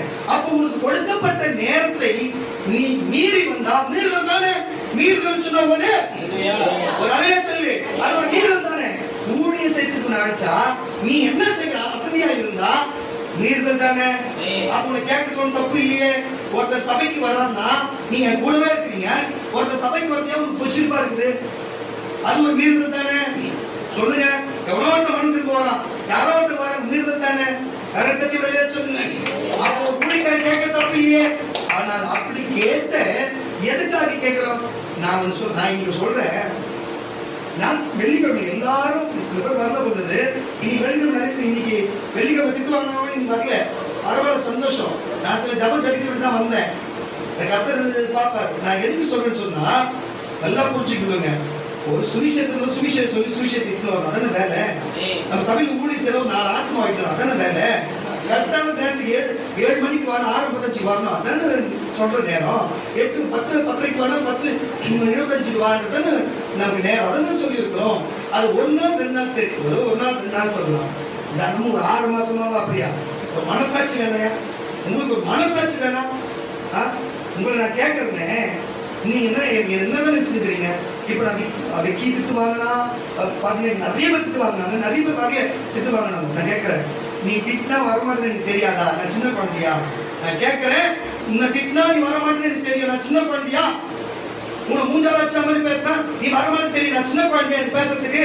இல்ல நான் பைத்தியமா? சொல்லு, நான் பைத்தியமா நான் உன்னை பேசுறதுக்கு? புரியுதா இல்லையா? உன்னால எனக்கு ஒரு 10 ரூபாய் லாபம் கிடைச்சது எனக்கு தெரியுது. ஆனாலும் உங்களை நான் வந்து குறை சொல்றேன்னா ஒரு திட்டனா நான் பைத்தியமா உங்களை கேட்கறதுக்கு? சொல்ல ஆமா இல்ல, சொல்ல இல்ல இல்ல இல்ல இல்ல. ஆனா ஏன் பேசுறேன்? உங்களை எப்படி நீங்க லேட்டா வந்து பேசுறாரு? தேவை என்ன பேசுறாரு? என்ன கேட்கிறாருங்க? நீ ஏன்டா மீறி நடக்கிற? உனக்கு கொடுத்த வேலையை செய்யாத நீ கேட்காத, நான் உன்னதானே கேட்பேன். நீ அப்படி தப்பா போனா அப்படி இப்படி போனா உன்னதானே கேட்பேன். என்ன கேட்கிறாரு? நான் யார்கிட்ட போய் கேட்கறது? கேட்கறதா இல்லையா? அதனாலதான் நான் எனக்கு கீழே உங்களை கேட்டேன். இது தப்புன்னா தப்பா இருக்கட்டும், சரிதானே ஒரு அழகிய சொல்லுங்க. சரி, நான் கேட்க என்ன கேட்கிறாரு? இந்த பக்கம் நீங்க கேட்கிற, இந்த பக்கம் நீங்க கேட்கிற, எவ்வளவு தலைவலிக்கு எழுதா தெரியும், எவ்வளவு கஷ்டம் வருது எழுதா தெரியும். எங்க ஒரு வார்த்தை சொன்னதாங்க சொல்ல முடியும், ஒரு வார்த்தை சொல்லாத கம்பு இருந்தாருன்னா நான் எப்படி பேச முடியும்? சொல்லுங்க. என்ன கேட்கறாங்க, எனக்கு எவ்வளவு கஷ்டமா இருக்கும், எவ்வளவு மன உளைச்சலா இருக்கும். உங்களுக்கு என்ன தெரியும்? என் சம்சாரத்தை கேட்டு பாருங்க, நைட்டெல்லாம் என் சூழ்நிலை எப்படி இருக்குன்னு சொல்லி ஒரு வார்த்தை எடுத்து என் மனசு எவ்வளவு கஷ்டப்படுறது போய் கேட்டு பாருங்க. அது என் நேசிக்கிற ஒரு சிலருக்கு தெரியுங்க. தேவன் பேசுறதை கேட்க முடியும். நான் சொல்லுகிற தேவசத்தை புரிந்து கொள்ளுங்க. அப்ப நான் கேட்கறேன், மீறி போய் கேட்கறேன்னா, நான் மீறி வரைஞ்சு கேட்கறேன்னா, தேவ சட்டத்தை மீறி கேட்கறேன்னா, தேவன் என்ன கேட்கிறாருங்க? அதான் உங்களை கேட்கிறேன். என்ன ஒரு சந்தோஷமும் உங்களை பத்தி சொல்லியிருந்தா, ஏன் எத்தனை தடவை வந்திருக்கும் பொழுது, எத்தனை வாட்டி பிரசங்கத்துல வந்திருக்கிற உங்க பேர் சொல்லி நான் இப்படி இருக்கிறேன் அப்படின்னு சொல்லியிருப்பேன். அப்பெல்லாம் எப்படிங்க? அப்பெல்லாம் லூஸா? இப்ப நான் நல்லவனா? இல்ல அப்ப நல்லவன் இப்ப லூஸ் ஆயிட்டனா? புரியல. எத்தனை வாட்டி பிரசங்கத்துல இப்படி கரெக்டா இருப்பாங்க, இவங்க கரெக்டா இருக்கும், உங்களை போல சாட்சியாக உங்களை போல ஜபிங்க, எத்தனை தடவை சொல்லியிருப்போம். அப்பையும் தேவன் தான் உங்களோட பேசுறாங்க. உங்களை கண்டிப்பாக தேவன் தான் பேசுறாங்க. அதை அவர் உணர்த்தினாதான் நான் சொன்னேன். இதை அவர் உணர்த்தினாதான் நான் பேசுறேன். இவ்வளவுதான் உண்மை. புரியுதா? நீங்க யார் எனக்கு, நான் யார் உங்களுக்கு தெரியும். என்னங்க மீறி நடக்கிறேன்? உங்களை கேள்வி கேட்ட என்னங்க? நான் கேள்வி கேட்கிற இடத்துல தாங்க இருக்கிறேன். ஏன்னா என்ன ஒருத்தர் கேள்வி கேட்கிறாரு, நான் பதில் சொல்ற இடத்துல இருக்கணும்ல, அவருக்கு இடத்துல. அதே மாதிரி நான் உங்களை கேள்வி நீங்க எனக்கு பதில் சொல்ற இடத்துல இருக்கணும்ல. ஆமான்னு ஒரு அலையில சொல்லுங்க. இப்பதாங்க விஷயம். ஊழியம் செய்யறேன்னு சொன்னா சட்டத்திட்டத்துக்கு நீங்கள் மீறி போகாம அட்டை நடக்கணும். ஊழியம் செய்யா நிறைய பேர் எத்தனை மணிக்கு வருவாங்க, எத்தனை மணிக்கு போவாங்க, கண்டுக்க மாட்டேன். ஏன்னா அவரும் சபையே இல்லாதாங்க. எத்தனை மணிக்கு வருவாங்க, எத்தனை மணிக்கு போவாங்க, வருவாங்க, இருப்பாங்க, ஜவுனம் அது அவங்களோட சௌகரியம். யாரும் எனக்கு கேட்டு போட்டுருங்க. ஏன்னு சொன்னா அவங்க சபையில் ஊழியம் செய்யல. சபையில வர்றவங்க அவ்வளவுதான். நான் ஊழியம் செய்யறவங்களை தான் கேட்கறேன், சபையில வர்றவங்களை யாரையும் கேட்கல. புரியுதா? சபையில வரவங்க 1000 வேலை இருக்கும். ஆனா ஊழியம் செய்யறவங்களுக்கு அப்படி கிடையாது. வேலை செஞ்சுட்டு ஊழிய நேரத்துல வரணும். புரியுதா உங்களுக்கு? என்னங்க, நம்ம ஒப்பு கொடுத்துருக்கோம் ஊழிய செய்யணும்னு சொல்லிட்டு. ஆனா விசுவாச ஜனங்கள் அப்படி இல்லை. அவங்க வருவாங்க, அவங்க வேலை இருக்க என்னோட இருக்கும். நான் அவங்களை கேட்கவே இல்லை. இன்னைக்கு விசுவாசியா வந்துட்டு சகோதர சகோதரி உங்களை நான் ஒரு நாளும் ஒரு வார்த்தை கேட்கல. நான் கேட்கறதெல்லாம் எங்க சபையில ஊழிய செய்யறவங்க மட்டும்தான். கரண்ட் தட்டி வெளியில நீங்க கேட்கல. உங்க மனசை நான் சஞ்சலப்படுத்துற தேவ சாட்சி. அல்லேலூயா. நான் கேட்கறதெல்லாம் என்கிட்ட ஊழியம் செய்யற பிள்ளைகளை தான் நான் கேட்கிறேன். காரங்களை தச்சு ஒரு அலையில சொல்லுங்க. அது போல அங்க என்ன நடந்து சொன்னா, அப்படிப்பட்ட காரியம் யார் தேவனுக்கு தெரியாதா? தேவனுக்கு தெரியுமா தெரியாதா? நம்ம இப்ப அழிச்சு போட்டா, தீர்க்கதரிசி அழிச்சு போட்டா, அப்ப புறஜாதி மக்கள் இப்படி சொல்லுவாங்கன்னு சொல்லி தெரியாதா? மோசே சொல்லி தேவன் கேட்கணுமா? நீங்களே புரிஞ்சுங்க. மோசே சொல்லி கேட்கணுமா? கேட்டாரு.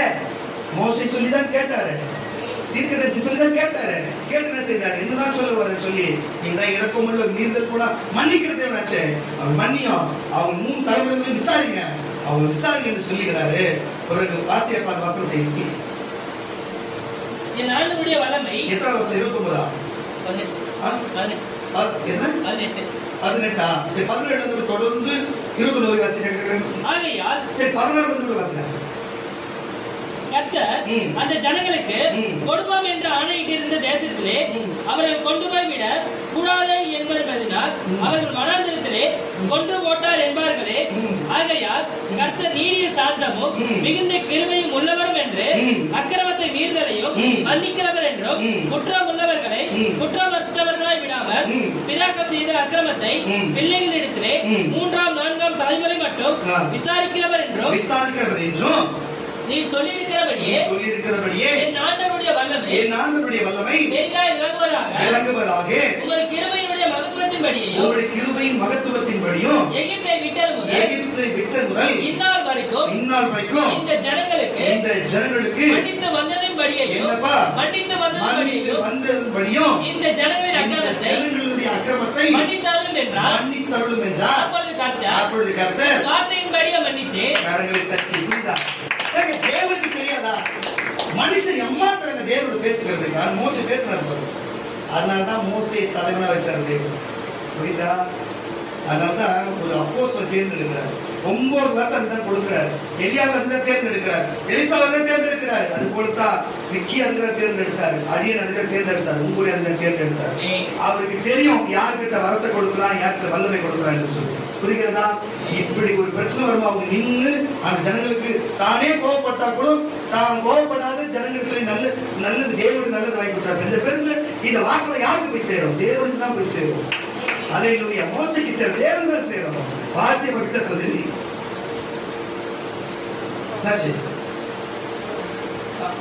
ஹலோ வாசிப்பா. அது போல இப்படிப்பட்ட காரியத்தை அவர் செய்தார். புரிகிறதா உங்களுக்கு கர்த்தருடைய பிள்ளைகளே? அப்ப தேவன் இப்படிப்பட்ட ஆட்களை தேவித்து வைத்திருக்கிறார். அப்படி வைத்திருக்கிறதால் தான் இஸ்ரவேல் அன்றைக்கு தப்பித்தார்கள். ஆனா இன்றைக்கும் எப்படி இருக்கிறார்கள்? அதுபோல் தான் கர்த்தருடைய பிள்ளைகளே, நீங்களும் இயேசுவை தேடி ஓடி வந்து இதோ நான் முன்பு பாவம் செய்தேன், தேவன் எங்களுக்கு நல்லா புரிஞ்சுக்கொள்ளுங்க. பாருங்க, இன்றைக்கு இருக்கிற அப்போஸ்தலனாய் மோசேயோ கொண்டு மோசேயின் ஆவி கொண்டு உங்களோடு நான் பேசிக் கொண்டிருக்கிறேன். நான் மோசேயாவே என்று பேசிக் கொண்டிருக்கிறேன். இயேசுவின் நாமத்தினாலே நான் உங்களுக்கு என்ன காரியத்தை சொல்றேன்னு சொன்னா, அன்றைக்கு தேவனுக்கும் பாருங்க கானானுக்கும் நல்லா புரிஞ்சுங்க, தேவனுக்கும் கானானுக்கும் இஸ்ரவேலர்களுக்குள்ளே ஒரு மோசேயா நின்றார். இன்றைக்கு இயேசு கிறிஸ்துவுக்கும் பரலோகத்துக்கும் சபைக்கும் நடுவில் இருக்கிற ஒரு அப்போஸ்தலன் கர்த்தர் இன்றைக்கு நிற்க வைத்திருக்கிறார். இன்றைக்கு தேவன் என்ன வார்த்தை கொடுத்திருக்கிறார்? அன்றைக்கு என்ன சொன்னார்? கானான் தேசத்தை கொடுப்பேன், எகிப்திலிருந்து கொடுப்பேன், கானானை கொடுப்பேன், பாலத்தை கொடுப்பேன், தேசத்தை கொடுப்பேன் சொன்னார். இன்றைக்கு என்ன சொல்லியிருக்கிறார்? பாவ மன்னிப்பு, பரலோக ராஜ்யம், நித்திய ஜீவன். பரலோக ராஜ்யம், பாவ மன்னிப்பு, பரலோக ராஜ்யம், நித்திய ஜீவன் கொடுப்பேன் சொன்னார். இதுக்கு எப்படி போனோம்? அது எப்படி மனாந்தரவழியா கொண்டு போனாரோ, எப்படி மன்னாவினாலும் அவர்களுக்கு எப்படி சொல்ல காட்சிருக்கிறார் பாருங்க. தாடையை கொடுத்தும் இப்படிப்பட்ட உணவை கொடுத்து வனாந்தரத்தை பாதுகாத்து வந்தது போல இந்த உலக வனாந்தரமாக இருந்தாலும் இந்த வனாந்தரத்துக்குள்ளே மேகஸ்தம்பமும் இந்த வனாந்தரத்துக்குள்ளே அக்னி ஸ்தம்பமும் இங்கு மன்னாவும் வழிந்து விரத்தக்க சபைகளை தேவன் கொடுத்திருக்கிறார். இந்த சபைக்குள் இருக்கிற மேகஸ்தம்பத்தில் இருக்கிற, இந்த சபைக்குள் அக்னி ஸ்தம்பத்தில் இருக்கிற, இந்த சபைக்குள் இருக்கும் பொழுது நீ மன்னா உனக்கு பொழிகிறது தக்க மாற்றியே. அப்போ தேவன் ஒரு மோசையை கொண்டு கானானை கொண்டு போக வைத்தது போல, நல்லா புரிந்து கொள்ளுங்க, கானானை கொண்டு போக வைத்தது போல அது போலவே தான் உங்களை தேவன் பரலோகத்துக்கு கொண்டு போகணும்னு சொல்லி அழைத்திருக்கிறாரு. ஆனா இதுக்கு இடையிலேயே அவர்கள் வணங்கா கருத்துள்ளவர்கள், எங்களுக்கு நாங்கள் எகிப்திலிருந்து நல்லா இருந்தோம், எகிப்திலும் அப்படி இருந்தோம், எங்களை கொண்டு வந்து கஷ்டப்படுத்த, எங்களுக்கு இப்படி கொண்டு வந்து வேதனைப்படுத்த என்று இன்றைக்கு விசுவாசம் இல்லாமல் ஒரு அற்புதம் நடக்கலனா, திடீரென்று ஒரு வேண்டுதல் நிறைவேறனா, என் தேவன் இப்படி தூஷித்தார் என்று சொன்னா நல்லா புரிந்து கற்பனை பிள்ளைகளை, நீ மீறி போகிற என்று அர்த்தம். நீ ஏற்கனவே மீறி போன ஆட்கள் தான். ஆனால் கர்த்தரை கொண்டு வந்து வைத்திருக்க சொன்னா நீ எப்படி இருக்கணும்? பல சோதனை வந்தாலும் தேவனை விட்டு மீறி போகாமல் நிலைத்து இருக்கணும். கர்த்தரை மோசே போகலாம், யோசுவா வரலாம், யோசுவா போகலாம், தாலேக்கு வரலாம். அல்லேலூயா. ஆனா எங்களுக்கு அப்படி இல்லை. நாங்கள் கொண்டு போகிறதில்லை, வழி நடத்த தான் முடியும். கொண்டு போகிற தேவ தூதரால் கொண்டு போக முடியும். பாருங்க, விதைக்கிறவர்கள் அறுவடை யாரால வரும்? தேவ தூதன் அறுவடை செய்வான். அறுவடை அவன் செய்து அவன் கொண்டு போய் பரலோகத்தை சேர்க்க வேண்டிய வேலை பார்ப்பான். நாங்கள் அல்ல, இந்த வனாந்தரத்துக்குள்ளவே போனா போதும். கரங்கள் தட்டி ஒரு அழைய சொல்லுங்களேன், அது வரை இருந்தா போதும். எங்களுக்கு கொண்டு போகிறது தேவ தூதன். கரங்கள் தட்டி ஒரு அழைய சொல்லுங்க, நீ மீறி போகாது. நீ மீறி போனா என்ன நடக்கும் என்று பார்த்துக் கொண்டிருக்கிறோம். தயவு செய்து புரிந்து கொள் கர்த்தருடைய பிள்ளைகளே. வாசிக்க கேட்கலாம். உபாகத்தின் புஸ்தகம் 31ஆம் அதிகாரம். உபாகத்தின் புஸ்தகம் 31ஆம் அதிகாரம் 16-20 வசனங்களை வாசிக்கலாம். கர்த்தர் மோசேயை நோக்கி பாருங்க, அவர் சொல்றாரு, எப்பா நீ எப்படியும் போய் உன் தகப்பனாரு ஏற்கனவே கல்லறையில் இருக்கிறாங்க, உன் வாழ்க்கை முடிய போது. ஆனா இந்த ஜனங்களை நம்ப முடியாதப்பா, இது வணங்கா கட்டுள்ள ஜனம், இது இப்படிதான் கீழ்ப்படியாம இருக்கும், இது கீழ்ப்படியாத ஜனமாச்சு, நீ போயிடுவ, உன் காலம் முடிஞ்சிச்சு. ஆனா இந்த ஜனம் இன்னும் போக வேண்டிய காலம் இருக்கிறதே என்று சொல்லி. ஆனா எந்த காலமாயிருந்தாலும் கர்த்தருடைய பிள்ளைகள் மீது நடவாமல் சொன்ன எப்படி மோசைக்கு கொடுக்கப்பட்ட சட்டத்தின்படி வாழ வேண்டும். இஸ்ரவேலர்கள் மோசைக்கு கொடுக்கப்பட்ட சட்டம் உபசட்டத்தின் தேவன் மோசைக்கு கொடுத்து மோசை ஜனங்களுக்கு கொடுத்த சட்டத்தின்படி வாழ வேண்டும். தேவன் சித்தமாக இருக்கிறது. வாசி, நீ உன்னுடைய பிதாக்களோடு படுத்துக் கொள்ள போகிறாய். இந்த ஜனங்கள் எழும்பி நாங்கள் போயிருக்கும் தேசத்திலே அந்நிய தேவர்களை பாருங்க, இதான் மீறுதல். உன்னை தேவன் எதுக்கு அழைச்சாரு? அவர் என்ன சொன்ன? நான் சொந்த ஜாதி, என் சொந்த ஜனம், நான் உன் சொந்த தேவனாய் இருப்பேன், நீ என் பிள்ளைகளாய் இருப்பீர்கள் என்று சொன்னா இவனுக்கு என்ன நடந்தது? இவனுக்கு திடீர்னு வேலை வந்தது, பணம் வந்தது, வருமானம் வந்தது, இவர்களுக்கு எல்லா தெளிவு வந்தது. சபைக்கு வருவது நிறுத்திவிட்டார்கள், நேரம் கடந்தார்கள், அப்புறம் வராது போனார்கள். பிறகு தேவனையும் மாற்றி விட்டார்கள். பக்கத்தில் இருக்கிறது போல ஒரு தேவனை மாற்றி விட்டார். வாசியப்பா, அந்நிய தேவர்களை மார்க்கமாய் பின்பற்றி என்னை விட்டுவிட்டு தங்களுடனே நான் பண்ணின உடன்படிக்கை மீறுவார்கள். பாருங்க, அவர் சொல்றாரு மோசேக்கு, நீ நான் கொடுத்த உடன்படிக்கையை மீறுவார்கள். அவர்கள் மீறுவார்கள். அந்நாளிலே நான் அவர்கள் மேல் கோபம் கொண்டு, அவர்கள் மேல் கட்டாயம் கோபம் கொண்டு அவர்களை கைவிடுவேன். என் முகத்தை அவர்களுக்கு மறைப்பேன். அதனால் அவர்கள் பசி கொடுக்கப்படுத்து அந்நிய தீங்குக்கு இக்கட்டுகளுக்கும் அவர்களை தொடரும். அந்நாளிலே அவர்கள் எங்கள் தேவன் எங்கள் நடுவிலே இல்லாததினாலே அல்லவா இந்த தீங்குகள் என்னை தொடர்ந்தது என்றார்கள். அது 21 கரங்களை தட்டி ஒரு அலையா சொல்லுவோம். அவர்கள் வேற தேவர்களிடத்திலே திரும்பி போய் செய்த சகல தீமைகள் நிமித்தமும் நான் அந்நாளிலே என் முகத்தை மறைப்பேன். இப்பொழுது நீங்கள் இந்த பாட்டை எழுதி கொண்டு இந்த இஸ்ரவேல் புத்திரருக்கு படிப்பித்து இந்த பாட்டு எனக்கு சாட்சியாக இஸ்ரவேல் புத்திரருக்குள்ளே இருக்கும்படி இதை அவர்கள் வாயிலே வழங்க பண்ணுங்கள். கரங்களை தட்டி ஒரு அலையை வாயிலே வழங்க பண்ணுங்கள். நான் அவர்களுக்கு பிதாக்களுக்கும் ஆணையிட்டு கொடுத்த பாலும் தேனும் ஓடுகிற தேசத்திலே அவர்களை பிரவேசிக்க பண்ணின பின்பு அவர்கள் புசித்து திருப்தியாகி கொடுத்து போயிருக்கும் போது அவர்கள் வேற தேவர்களிடத்திலே திரும்பி அவர்களை சேவித்து எனக்கு கோபம் மூட்டி என் உடன்படிக்கை உடன்படிக்கையை மீறுவார்கள். இப்படித்தான் மோசே கொடுத்த ஃபர்ஸ்ட் ஜப விண்ணப்பம் கேட்கல என்று சொல்லி பாருங்க, அங்க நடக்கிற விண்ணப்பம் கேட்கப்படல சொல்லி தேவனை விட்டு மீறுவார்கள். அதுக்கப்புறம் என்ன செய்வார்கள்? எல்லாம் கிடைச்ச பிறகு கொழுமையான பிறகு தேவனை விட்டு மீறுவார்கள், அந்நிய தேவனை தேடுவார்கள். அல்லேலூயா. ஒரு தீர்க்கதரிசி சபைக்கு, ஒரு அப்போஸ்தல சபைக்கு ஒரு பிள்ளைகளை தேவன் கொடுத்தது சொன்னா மெய்யாகவே தேவன் அவர்களை பேச கண்டித்து நடத்த வேண்டும் என்று சித்தம் வைத்தனால்தான் அவர் அழைக்கிறாரு. ஆனா அதை விட்டு போவார்னு சொன்னா கால்கள் அடைக்கப்பட்டு இருக்கும். அதுக்கப்புறம் தேவ வார்த்தை அவருக்கு வராது. நான் நீங்க தீர்க்கதரிசி தேவன் பேசும் பொழுதே உங்களால முடியல என்று சொன்னா குருடன் எப்படி உங்களுக்கு வழி காட்டுவான்? குருடனுக்கு எப்படியா வழி காட்ட முடியும்? அவனும் விடுவான், காற்றோடும் விடுவான். இதுதான் வேதவசனம். நான் சொல்ல இயேசுதான் சொன்னாரு, கரங்களை தட்டி அழகியா சொல்லுவோமாக. அதுபோல தேவன் சொல்லுகிறேன், மோசையோடு இந்த வழியை செய்யும் பொழுது நான் சாதாரண ஆளு. எங்க அப்பா 100, எங்க ஐயா 100 மடங்கு தெரியாது மோசை. அவர் கேவலம் அப்படி செய்துக்கிறேன்னு சொன்னார். நான் எம்மா துண்டு எனக்கு செய்ய மாட்டாங்க அந்த ஜனங்க. தெரிஞ்ச கருத்தானே, கரங்களை தட்டி விளையா சொல்லுங்க. நான் உங்களுக்கு என்னவோ உங்களுக்கு சொல்லுகிற காரியம், மோசையோடு இருந்து அவர் கொடுத்த நியாயப்பிரமாணத்தை மீறி போனார்கள், தேவன் கோபம் கொண்டார்கள். மீறி போனார்கள். தேவனை விட்டு அந்நிய தேவர்களை பாருங்க, தேவனுடைய சட்டத்திட்டத்தை விட்டு தேவனை விட்டு பின்மாற்றமாக போய் மீறுதலான காரியங்களை செய்தார்கள். தேவ கோபம் அவர்கள் மேல் வந்தது. அவர்கள் மேலும் அவர் பிள்ளைகளும் பேர பிள்ளைகளும் அது வந்தது என்று வேதம் சொல்கிறது. தயவு செய்து புரிந்து கொள்ளுங்க. இன்றைக்கு தேவனை பிடித்துக் கொண்டு நீ அவருக்கு கீழ்ப்படிந்து உத்தம வாழ்வதை சொன்னா 10 தலைமுறை மட்டும் அது ஆரோக்கியத்தோடும் சுகத்தோடும் பரிசுத்தோடு வாழும். நீ மீறுதலான காரியம் அது சாபமும் பாவமும் 3 தலைமுறை கட்டாயம் இருக்கும். மீறி போக நான் சொல்லவில்லை, வேதவசனம் சொல்லுகிறது. வேதவசனம் சொல்லுகிறது. தயவு செய்து இதுக்கு முன்பு காரியங்கள் நடந்து போனது. இப்பயாச்சும் புரிந்து கொண்டு தயவு செய்து மீறுதலான காரியம் செய்யாமல் தேவனுக்கு கீழ்ப்படிந்து உத்தமத்தின் வழியை நடங்க. அவர் பாருங்க, அன்னைக்கு கொடுத்து தேவனாகி கருத்தை கொடுத்து கற்பனை கட்டளை நம்ம செய்ய முடியாது. ஆனா இயேசு கிறிஸ்து மத்தேயு, மார்க்கு, யோவான், லூக்கால கொடுக்கப்பட்ட புது உடன்படிக்கையை மீறாதிருங்க. இந்த புது உடன்படிக்கை படியை நம்ம நடக்க வேண்டும்.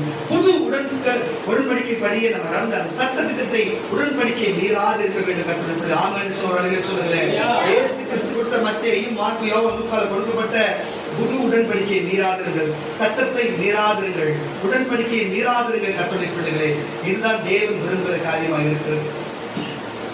அது மீறினார்கள், அதுக்குண்டான காரியத்தை அனுபவித்தார்கள். நீங்கள் இதுவரையும் மீறலாமா மீறாதிருக்காம காத்துக் கொண்டிருக்கிறீர்கள். உங்களை எச்சரிக்கிறார், மீறாதீர்கள் என்று சொல்லி. உங்களுக்கு எப்பொழுதும் வருகிற நன்மைகள் எப்பொழுதும் உங்களோடு வரும். புரிந்து கொள்ளுங்க. கற்பனை எச்சரிக்கை தான் கொடுக்கிறார். நீங்கள் மீறி போய் அது அவதிப்பட வேண்டும் என்று தேவனுடைய சித்தம் இல்லை. போய் அவதிப்படக்கூடாது. இருக்கிற இடத்துல இருந்து நீங்க நல்லா இருக்கணும் தான் தேவனுடைய சித்தமாக இருக்கிறது. கொஞ்சம் புரிஞ்சு கொள்ளுங்க. கற்பனை பிள்ளைகளை வாசிக்க நன்றியாக வாசிக்க கேட்கிறார். நெகேமியாவின் புஸ்தகம் 1ஆம் அதிகாரம், நெகேமியாவின் புஸ்தகம் 1ஆம் அதிகாரம் 8ஆம் வசனம். நெகேமியாவின் புஸ்தகம் 1ஆம் அதிகாரம் 8-10 வரை வசனத்தை வாசிக்க. நீங்கள் கட்டளைகளை மீறினால் கரங்களை தட்டி ஹல்லேலூயா. பாருங்க, தேவன் சொல்ல, நீங்கள் என்னுடைய இதுவும் தீர்க்கதரிசிகள் தான் சொல்கிறார். நீங்கள் என் கட்டளைகளை மீறினால் நீங்கள் என் கட்டளை மீறினால் நான் உங்களை ஜாதிகளுக்குள்ளே, பாருங்க இப்பதான் சொல்ல, இஸ்ரவேலை பார்த்து ஜாதிகளுக்குள்ளே சிதறடிப்பேன் என்றும் நீங்கள் என்னிடத்திலே, பாருங்க இதுதான் மறுத்து வார்த்தை கொடுக்கிறார். நீங்கள் என்னிடத்திலே திரும்பி என் கற்பனை கைக்கொண்டு அவைகளின்படி செய்வீர்களானால் உங்களிலே சிலர் தள்ளுண்டு போவார்கள். வானத்தின் கடையாந்தரத்திலிருந்து அங்கே இருந்து அவர்களை சேர்த்து என் நாமம் விளங்கும்படி நான் தெரிந்து கொண்ட ஸ்தலத்துக்கு அவர்களை கொண்டு வருவேன் என்றும் தேவரீர் உடைய தாசனாகிய மோசேக்கு கட்டளையிட்ட வார்த்தையை நினைக்கிறதும். கரங்களை தட்டி ஹல்லேலூயா. மோசேக்கு கொடுத்திருக்கிறார். மோசே சொன்ன இந்த ஜனங்கள் அழிச்சாத வேறு கட்டப்பட்ட சாமி என்று சொன்னார். மோசேக்கு கொடுத்த கட்டளைப்படியும் இதையும் தீர்க்கதரிசி சொல்லுகிறார். ஒருவேளை மறுபடியும் நியாயப்பிரமாணத்தையும் அந்த கற்பனை மீறி நடவாமல் கீழ்ப்படிஞ்சு நடந்தா அவன் பாதாளத்திலும் உயரத்திலும் எந்த கடையாந்திரத்திலும் இருந்தாலும் சரி, மறுபடியும் அவனை கொடுப்பேன் என்ற ஸ்தலத்தில் கூட்டி சேர்ப்பேன். எங்க பரலோகத்தில் கூட்டி சேர்ப்பேன். இன்றைக்கு உங்களை பார்த்து சொல்லுகிறார், நீங்கள் இயேசு கிறிஸ்து கொடுத்த மத்தேயு, மார்க்கு, யோவான், லூக்கால கொடுத்த புது உடன்படிக்கையை நீங்கள் மீறி நடப்படி சொன்னா எத்தனையோ காரியங்கள் இருக்கிறது. நரகம் இருக்கிறது, பாருங்க எரி நரகம் இருக்கிறது, பாருங்க உலகத்துக்கு சிற்றின்பம் இருக்கிறது. ஆனால் தேவன் அதெல்லாம் தள்ளவில்லை. உங்களை மீறி நடவாமல் பரலோகத்துக்கு போகணும். பாவமன்னிப்பு, பரலோகம், நித்திய ஜீவன், புதிய வானம், புதிய பூமி, மறுபடியும் மறுபிறப்பு கொடுத்து உங்களுடைய வாழ்க்கை சந்தோஷமான வாழ்க்கை வாழப்படிக்க தேவன் விரும்புகிறார். என்ன எல்லாருக்கும் வேலைக்கு போகிறோம், எல்லாருக்கும் சம்பாதிக்க போறோம். என்ன தேவன் சொல்லுகிறபடி நடக்கணும். ஒண்ணும் கிடையாது. ஒரு உலக இறையியல் அமைப்பு சட்டம் இருக்குன்னு சொன்னா, கொலை செஞ்சா தண்டனை, திருடுனா தண்டனை, வயசு பிள்ளைகளை கற்பழித்தா தண்டனை, அதை காதலித்து ஏமாத்தி பிள்ளை கொடுத்தா தண்டனை. புரிகிறதா? சட்டத்தை மீறினா உலகமே தண்டனை கொடுக்குதுப்பா. இந்திய அரசாங்கமே தண்டனை கொடுக்குதுப்பா. அப்போ உலகமே நம்ம வாழ்ந்த உலகத்திலே போதைப் பொருள் வித்தா தண்டனை, ஒருத்தர் குத்தினா தண்டனை, ஒரு வீட்டை அகபரித்தா தண்டனை தானப்பா. இதெல்லாம் மீறி நடந்தா, இந்த சட்டத்தை மீறி நடந்தா தண்டனை சொல்ல ஒரு அலையா சொல்லுகிறேன். அப்ப புது உடன்படிக்கை இயேசு சொன்னவர், நான் கிறிஸ்தவன் பாட்டு பாடினே எந்த நேரமும் சோத்திரம் பண்ணி இந்த ஜோக்கெல்லாம் தேவனுக்கு தெரியும். எந்த நேரமும் சோத்திரம் பண்ற ஆளுங்களையும் தேவனுக்கு தெரியும்.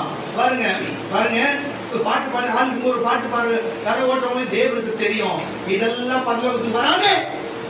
அவர் சொன்ன உடன்படிக்கையின் படி, அவர் சட்ட திட்டத்தின் படி ஒழுக்கமாய் வாழ்ந்து தீர்க்கிறவன் தான் வருவான். அவனுக்கு தான் பாவம் மன்னிப்பு, அவனுக்கு தான் நித்தியம், அவனுக்கு தான் பரலோகராஜ்யம். பொய்யா பையன் சொல்றான், பொய்யா நடிக்க கூடாது. எப்படி ஆர்வம் பண்ணும்போது பொய்யா நடிக்க கூடாது. பிரசங்கத்தை கேட்கிறவன் பொய்யா நடிக்க கூடாது. ஊழிக்காருக்கு சோத்திரம் பாருங்க, கையெழுத்து சோத்திரம் சொல்லுங்க. ஊழி சொல்றவன் சோத்திரம் சொல்றவன் நடிக்க கூடாது. புரிகிறதா? அநேகம் அப்படியே மாறிடுறாங்க இப்பலாம். ஒரு காலத்துல இப்படி சொல்லுவாங்க ஸ்தோத்திரம். நான் அவங்க வாழ்க்கையில நல்லது நடக்கும்போது நான் ஜெபம் பண்ணும்போது, இன்னைக்கு அவன் வாழ்க்கை நல்லது வந்து அந்த கையை இந்த சோத்து கை அப்படியா நீங்க ஏன்டா எப்பா ஒண்ணுகள் இருக்குது. இந்த பக்கத்துல நம்ம பெரும்பாக்கத்துல ஒரு கோயில் வச்சிருக்கிறாங்க, இந்து கோயில். அவரு சோத்திரம் சொல்றாருங்க என்னை பார்த்து. அவர் எதுங்க அவர் பூஜை பண்றவரு. இங்க வேற மாட்டு சமூகத்தார்கள் என்னை பார்த்து கையெழுத்து சோத்திரம் பண்றாங்க. தெரிஞ்சு செய்யலாம் தெரியா செய்யலாம் தெரியல. பக்தியான எனக்கு என்று தெரிந்து கொண்டாரு. அவரை தெரிஞ்சுக்கிறாங்க. உங்களை நீங்களே ஏமாத்திட்டு தெரியுமா? புரிஞ்சுக்கீங்க. நடிக்காதீங்க, தேசம் நடிக்காதீங்க. ஆர்வம் செய்யற நடிக்காதீங்க. இங்க உட்காந்து கேள்வி கேட்டு எல்லா பிரச்சனை நடிக்காதீங்க. தேவனுக்கு எல்லாம் தெரியும். நீங்க அதெல்லாம் எச்சரிக்கிறாங்க. உண்மையா இருக்கு. என்ன பண்ணணும்? உண்மையா இருக்கணும். கொஞ்சத்தில் உண்மை கொள்ளவன் அநேகத்தில் அதிகாரி வைப்பார். அவரு அந்த உண்மை இருக்கணும். ஸ்தோத்திரம் பண்றதுல உண்மை, பேசத்துல உண்மை, பழக்கத்துல உண்மை, சபையில ஊழிய செய்யற உண்மை, நடக்கத்துல உண்மை. அப்படியே கீழ்படியா மாதிரி போடுறது. அப்படி கண்ணு அமைக்கிறாங்க எஸ்கேப் ஆகுது. ஏன்டா இதெல்லாம் காரணம் பற்றி வரையில சொல்லுங்க. எதுக்கு? ஏன் வாசி நீங்கள் என் கட்டளைகளை மீறினால் நான் உங்கள் ஜாதிகளுக்குள்ளே சிதறடிப்பேன் என்று நீங்கள் என்னிடத்தில் திரும்பி என் கற்பனைகளை கைக்கொண்டு அவைகளின்படி செய்வீர்களானால் உங்களை தள்ளுண்டு போனவர்கள் வானத்தின் காரணத்தை பற்றி விளைவிக்கிறோம். இன்னையோடு நீங்கள் மனம் திரும்பி ஏதோ செஞ்சு நீங்க போய் தொலைது. நான் உங்களை மன்னிக்கிறேன். இந்த சபை உங்க மன்னிக்கும். இந்த ஊழியர் தேவ ஆவியானவர் மன்னிக்கட்டும். தேவன் மன்னிக்கட்டும். நான் ஏசப்பட்ட கேட்கிறேன். அவங்க மன்னிப்பாரு, நானும் மன்னிக்கிறேன். எல்லாம் இங்கோட போட்டோம். இனிமே ஆச்சு கொஞ்சம் தேவனுக்கு அவர் சட்டத்திட்டத்துக்கும் ஊழியத்துக்கும் ஊழியக்காரத்துக்கும் வேத வசனத்துக்கு மீறாம ஒழுக்கமா நடப்புங்க. கொஞ்சம் ஒப்பு கொடுங்க. ஏன்னா ஒழுக்கமா நடப்புன்னு சொல்லுங்களேன். சொல்லி கொடுக்குற வேலை ஏதோ ஒரு மீறதான் பேசிக்கிறாங்க. கணத்தட்டி வேலையில சொல்லுவோமா? நாளைக்கு எவ்வளவு துணுக்கு இருக்கு. எதுவும் பேச யாரும் தெரியல. கணத்தட்டி வேலையில சொல்லு. நான் சொல்லுகிறேன். நீ நினைக்கலாம், சில சகோதரிமா இருக்கலாம், நான் எந்த தப்பும் செய்யல, அது பொதுவா நான் நீதியாக இருக்கிறேன், நான் எந்த பாவத்தையும் நான் மீறுதலா செய்யல, சபைக்கும் நான் மீறுதலா செய்யல, தேவனுக்கும் நான் மீறுதலா செய்யல, நான் ஒழுங்கா இருக்கிறேன்னு சொல்லுவேன். ஆமா சகோதரி, நீ மீறுதலா செய்யலதா இல்லைன்னு சொல்லுவேன். ஆனாலும் யோகு வைப்பார். யோகு மீறுதலா செய்தார். ஆனால் அவர் சோதனை காலம் வந்ததில்லை. அது போல உன்னை பரிசித்து பார்க்க நீ அப்படியே சோதனை விட்டு மீறி போகிறாய் என்று பார்க்கிறார். தேவன் அதை அனுமதித்தார். இனி அப்படி அனுமதிப்பதில்லை. நீ மீறவில்லை என்று தேவன் அறிந்திருக்கிறார். நீயும் தெரிந்து சபை தெரிந்து கொள்ள வேண்டும் என்று சொல்லுகிறார். வாசித்து கேட்கிறார். யோபுவின் புஸ்தகம் 13ஆம் அதிகாரம் 23ஆம் வசனம். 13ஆம் அதிகாரம் யோபுவின் புஸ்தகம் 13ஆம் அதிகாரம் 23ஆம் வசனத்தை வாசிக்க கேட்கலாம். பாருங்க, யோபுவை கூட தேவன் வாசி. என் அக்கிரமங்களும் பாவங்களும் என்னுடைய பாவங்களும் எத்தனை என் மீறுதலையும் என் பாவத்தையும் எனக்கு உணர்த்தும். எந்த பாவம் செஞ்சார் யோபு? எந்த மீறுதல் செஞ்சார் யோபு? சொல்லுங்க. சன்மார்க்கனும் உத்தமனும் என்று தேவன் சொல்லத்தக்க ஒரு பரிசுத்த ஜீவன் ஜீவித்தவர் அவர். ஆனா நடந்தது என்ன? அவர் எவ்வளவு சோதனை வந்தது, அது சோதனை ஜெயித்தாருன்னு சொல்ல ஒரு அழகிய சொல்லு. அப்படி வச்சுக்கோங்க. சபைக்கும் தேவத்துக்கும் அவர் கொடுத்த வசனத்துக்கும் இந்த சட்டத்துக்கும் இந்த உடன்படிக்கைக்கும் நீ கீழ்ப்படிந்து நீ மீறாமல் அதை கவனமாய் நடக்க சொன்னார். சகோதரியே, சகோதரா அப்படி நடக்கிறேன்னு சொன்னா யோபுவை பாரு. அவருக்கு வந்து சோதனைக்குள் வந்தது. யோபுக்கு எப்படி ரெண்டத்திலே கர்த்தர் ஆசீர்வதித்தார். கட்டாயம் மகளை அவனை ஆசீர்வதிப்பார். மகளை அவனை ஆசீர்வதிப்பார். என்ன ஒரு கைத்தட்டல், என்ன ஒரு விசுவாசம், எப்படி பெற்றுக் கொள்வீங்கப்பா? கரங்களை தட்டி அப்படி முகமா இருக்குன்னு சொன்னா, நீ மீறாமல் இருக்குன்னு சொன்னா, தேவன் யோபு ஆசீர்வதித்தை காட்டிலும் உன்னை 3 மடங்கு ஆசீர்வதிக்கட்டும். இயேசுவின் நாமத்தாலே என் நாமத்தை இடைக்கால செய்ய சொல்லி உன் உடைக்காரன் இதோ என் ஜனத்திற்கு மீறாமல் முகமா நடக்கிறது 3 மடங்கு ஐஸ்வர்ய ஆசீர்வாதத்தை நீ கொடுப்பீராகப்பா. ஜனம் கொடுப்பீராக ஆண்டவரே. அல்லேலூயா. சங்கீதக்காரன் தாவீதை பாருங்க. என் இருதயத்துக்கு ஏற்றவனே என்று சொன்னார். ஆனாலும் என்ன நடந்தது? அவரும் ஒரு சில நேரத்திலே மீறுதலான காரியம் செய்தவர் தான். தேவனால் அபிஷேகம் பண்ணப்பட்டவர் தான். தேவனால் ராஜாவா ஆக்கப்பட்டவர் தான். பாருங்க, அப்படி ஆக்கப்பட்டவர் நடந்தது என்ன? ஒரு அவருக்கும் வாலிப பிரயத்திலே சிசிகன் தனி என்று வேதம் சொல்லுகிறது. வாலிப பிரயத்தில் சில பிள்ளைகள் பாருங்க மீறுதலான காரியம் பெற்ற தாய் தகப்பனுக்கு கனப்படுத்த வேண்டும் என்று பாருங்க மோசே கொடுக்கப்பட்ட சட்டத்திற்கு சொல்லுது. ஆமானா அவரே என்னங்க கொஞ்சம் கவலை கூட வாங்க. அவர் வழியே சொல்லுங்க. அப்போ பெற்ற தாய் தகப்பன பிள்ளைகள் வயசு பிள்ளைகள் பெண்களோ ஆண்களா இருந்தாலும் சரி கீழ்படியாம போகணும்னு சொன்னா மீறுதல் தானே. ஆமான்னா ஒரு அழகா சொல்லுங்களேன். அது போல களவு செய்யாத களவு செய்துங்களா, கொலை பண்ணுதுங்களா, பொய் சாட்சி சொல்லுங்களா, திருடிட்டு இருக்கோம் திருடுங்களா இல்லைன்னு சொல்லும். பொய் சாட்சி சொல்லுகிறத எதுவோ ஒண்ணு பொய் சாட்சி சொல்லு அவங்க செஞ்சே இருக்க மாட்டாங்க, செஞ்சு சொல்லும். புரிகிறதா இல்லையா? அது போல காரியங்கள் மீறுதலான காரியம் செய்கிறதா இல்லையா? அல்லேலூயா. அப்ப வாலிப பிரயத்துல சில பேர் சிறு பிள்ளைகள் வந்து வாலிபத்தை இதாக செய்வார்கள் தான். ஆனா தேவன் அதை வைத்து அவர்களை கொன்று போட வேண்டும், அவர் அழிக்க வேண்டும் தான் சித்தம் இல்லை. தேவன் அவர்களை மன்னிக்க வேண்டும். இன்றைக்கு தேவன் அவர்களை மன்னிக்க வருகிறார். அப்படி ஏன்னு சொன்னார் வாலிப பிரயத்துல தாவீதும் அப்படிப்பட்ட காரியத்தை செய்தார். அல்லேலூயா. அவரும் செய்தார். அவர் கேட்கிறார், என் தேவனே என் மீறுதலை எனக்கு மன்னியும், என் மீறுதல் எனக்கு மன்னி என்று சொல்லி தேவன் அவரை மன்னிக்கிறார். ஒருவேளை நீ மீறுதல் பண்ணவனா இருந்தா, நீ பண்ணவன அந்த மீறுதல் நிமித்தம் சபைக்கோ ஊழியக்காரனுக்கு தீர்க்கதரிசிக்கோ தேவனுக்கோ தேவனுடைய உடன்படிக்கைக்கு மீறி எல்லாம் நடந்து துர்காரியங்கள் வயது வரக்கூடிய எந்த காரியம் செய்திருந்தாலும் பாவம் சொல்லுகிற எதை செய்திருந்தாலும் சரி தயவு செய்து அந்த மீறுதலிலிருந்து தேவனுக்கு மன்னிப்பு கேளு. இனி மீறி அப்படி வாழ மாட்டேன்னு கேட்கணும்னு சொன்னால் தாவீதை மீட்ட தெய்வம், சிறுவர்களை மீட்ட தெய்வம், ரோஜாதி மக்களை மீட்ட தெய்வம் உன்னையே மீட்க மாட்டாரா? கட்டாயம் மீட்பார். கர்த்தருடைய பிள்ளைகளே, சங்கீதங்களின் புஸ்தகம் 25ஆம் சங்கீதம், சங்கீதங்களின் புஸ்தகம் 25ஆம் சங்கீதம் 7 வாசிக்க கேட்கலாம். என் இளவயதின் பாவங்களையும் கரங்களை தட்டி அல்ல சொல்லுகிறேன், என்னுடைய இளவயதின் பாவங்களையும் என் மீறுதல்களையும் நீங்கள் நினையாதிரும். கர்த்தாவே உம்முடைய தயவு நிமித்தம் என்னை உம்முடைய கிருபையின்படியே நினைத்தருளும். கரங்களை தட்டி அதான் சொல்லுகிறேன். எந்த வழிகளும் பாருங்க மோசே ஆகமத்திலே கொடுக்கப்பட்ட எந்த காளைகள் பலியோ, எந்த பாருங்க காளை பலியோ இல்லை கடாக்கள் பலியோ கோழி பலியோ இந்த புறாக்கள் குஞ்சுகள் பலியோ எந்த வழியும் இப்ப செலுத்துகிறதும் இல்லை, நீங்கள் செலுத்தவும் முடியாது. அப்ப எப்படி இந்த பாவம் நிவர்த்தி ஆகும்? ஒன்னே ஒண்ணு, இயேசுவின் ரத்தம் என்னும் அவர் நமக்கு கொடுக்கப்பட்ட ஈவன் கிருபையாலே, அவர் கிருபையாலே. அல்லேலூயா. அப்ப நீ நியாயப்பிரமாணத்தை பிடிக்க கூடாது. நியாயப்பிரமாணத்தின்படி யாரும் வாழ முடியாது. நியாயப்பிரமாணம் புதிய பழைய ஏற்பாடு அப்படியே இருக்கணும், அப்படியே மொத்தமா புதிய ஏற்பாடு வந்துடணும். ஏன்னு சொன்னா சங்கீதங்கள் தான் தாவீது சொல்லுகிறார், உம்முடைய கிருபையினாலே, கிருபையாகி நம்மே கிருபையாய் இறங்கி வந்தது யாரு? இயேசு கிறிஸ்து ஒருவரே. அவர் கிருபாகிற பலியா யாருக்கான? நமக்கு தான் ஆனாரு. அவர் ரத்தத்தாலே நம்ம மீறுதல் மன்னிக்கப்படும். நான் நம்பி சொல்லுகிறேன். நீங்க விசுவாசப்பட்டு சொன்னா தாவீதை மன்னித்த கிருபையால் மன்னித்தவர், உன்னை மன்னித்து மீட்டு கொண்டு வந்தவர். இனி நம்ம மீறக்கூடாது, கர்த்தருடைய பிள்ளை மீறி நடக்கக்கூடாது, வார்த்தைக்கு வசனம் மீறி நடக்கக்கூடாது. தகப்பன் சொன்னா கேட்டுக் கொள்கிற பிள்ளைமார்களே, தகப்பன் சொன்னா அந்த தகப்பன் தாயின் சொன்னா வார்த்தை கேட்டு நடங்க, மீறி நடக்காதீங்க.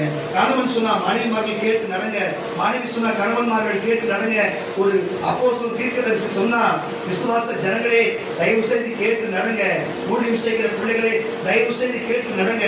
பாருங்க வேத வசனம் சொன்னா கேட்டு நடங்க, தேவனாய் கர்த்தர் சொன்னா கேட்டு நடங்க, மீறி நடக்காதீங்க, மீறி நடவாதீங்க. உலகத்தின் சட்டத்தின்படி மீறி நடந்தா அங்க என்ன நடக்கிறது? சிறைச்சாலையை தள்ளுவார்கள்.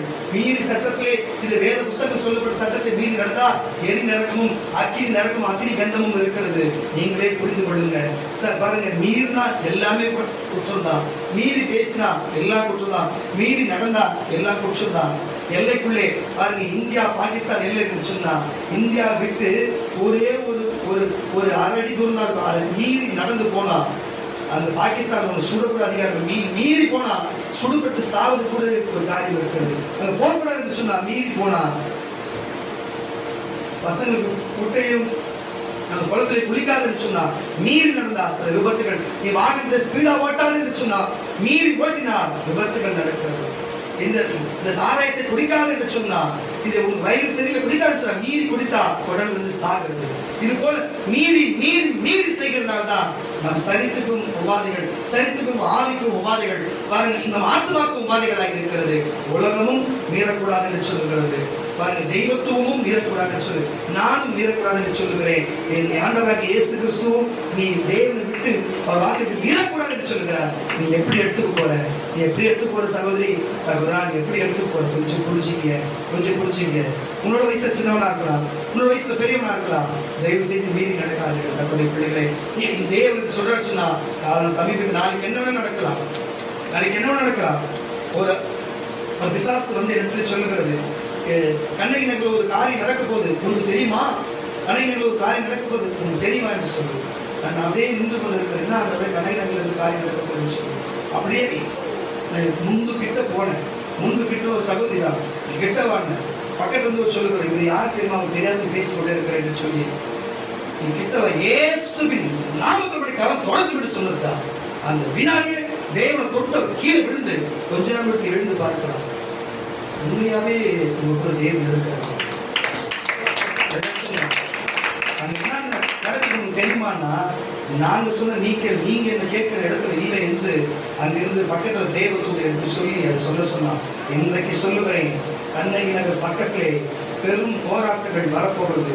உள்ளுக்குள்ளே வெட்டு குத்துகளும் வரப்போகிறது. துப்பாக்கி வைத்து நல்லா கவனித்துக் கொள்ளுங்க. குண்டுகளும் பாருங்க, குண்டுகளும் துப்பாக்கிகளும் அங்கு உள்ளே வரப்போகிறது. துப்பாக்கி சூடுகள் உள்ளே நடக்கும். பாருங்க, ரவடிகளுக்குள்ளே உள்ள வாலிப பிள்ளைகளுக்குள்ளே, போலீஸுக்குள்ளே துப்பாக்கி சூடு கண்ணகி நகர் ஹவுசிங்கோடு பகுதியிலே உண்டாகும். குண்டுகளும் போடப்படும். புரிகிறதா?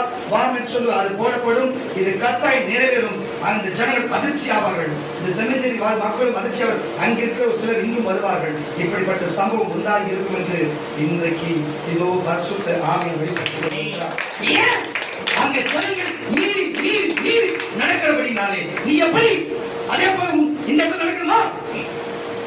நீங்கள் ஜபிக்கிறீர்கள், அதனால எந்த அசம்பாவிதம் நல்லபடியா போகுது.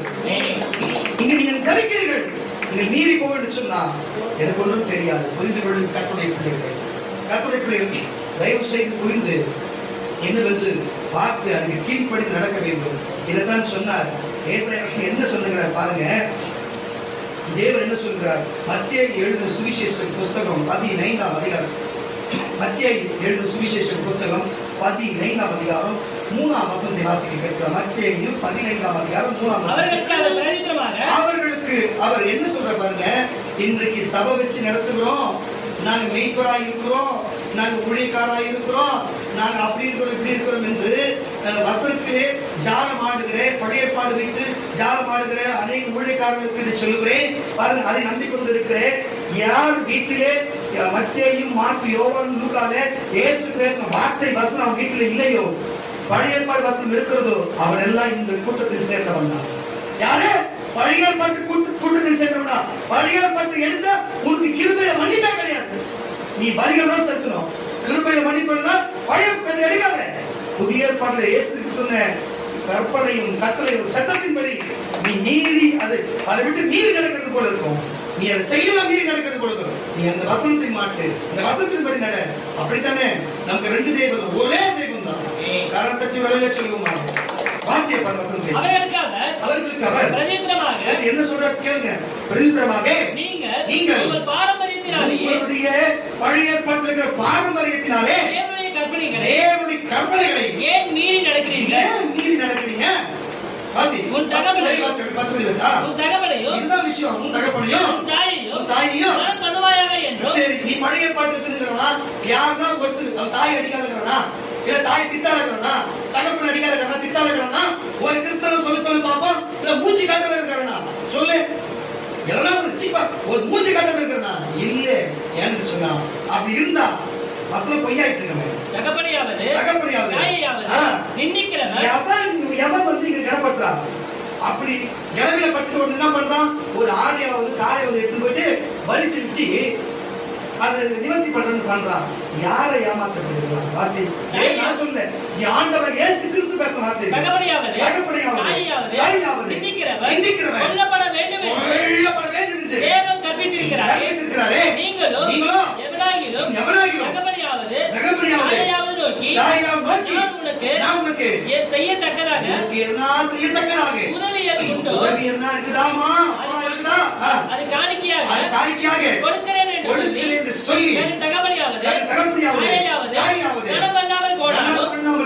அவன் கடமை தீர்ந்தது என்று போதித்து நான் உங்களுக்கு பாரம்பரியத்தினாலே தேவனுடைய கற்பனைகளை அவமாக்குகிறீர்கள். அதுதான் சொல்ற இயேசு சொல்றாரு, ஏம்மா அவன் கணபத்துல ஆனாலும் இந்த காரியம் கொடுக்குறான், நீ பலி செலுத்தி நீ அவமாக்குறீங்க, அப்போ அது கற்பனை கட்டளை கொடுத்த வார்த்தைக்கு மரியாதை கொடுக்குறியா என்று சொல்லி யாரை கேட்கிறான்?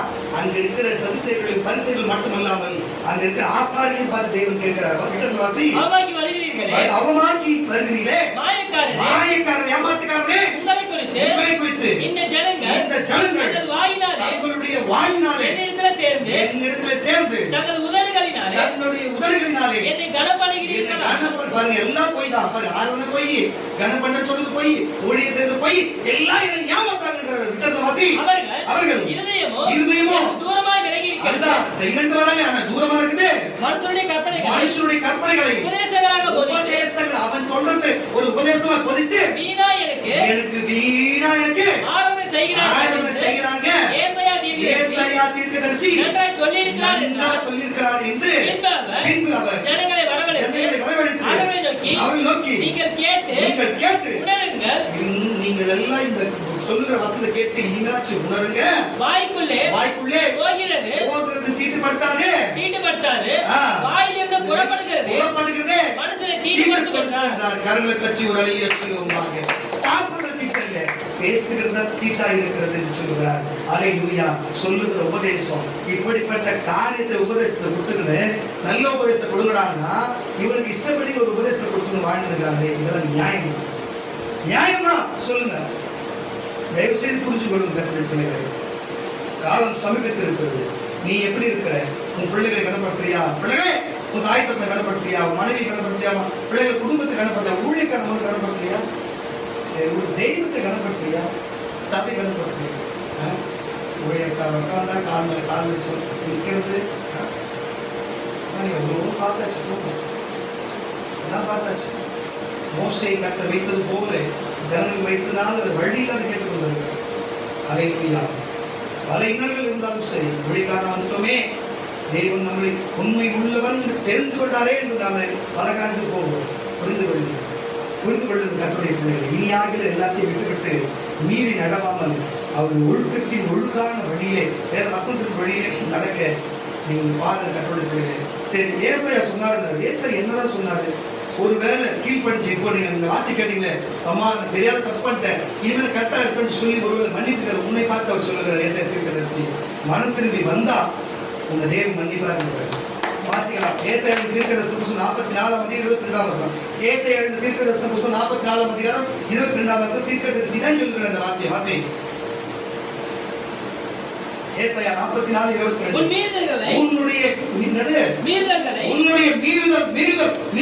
வந்திருக்க கேட்டுக்கொடு. மீறுதல்களை என்னப்பா மேகத்தை போலவும் உன்னுடைய பாவங்களை மேகத்தை போலவும் அகற்றிவிட்டு என்னிடத்தில் திரும்ப. அதான் சொல்ற தேவன் என்ன சொல்றா பாருங்க, நான் எல்லாத்தையும் அகற்றிடுறேன், நீ என்கிட்ட திரும்பு, நான் உன்னை மீட்டுக் கொண்டேன். வானங்களே கலித்து பாருங்கள், கர்த்தர் இதை செய்தார்.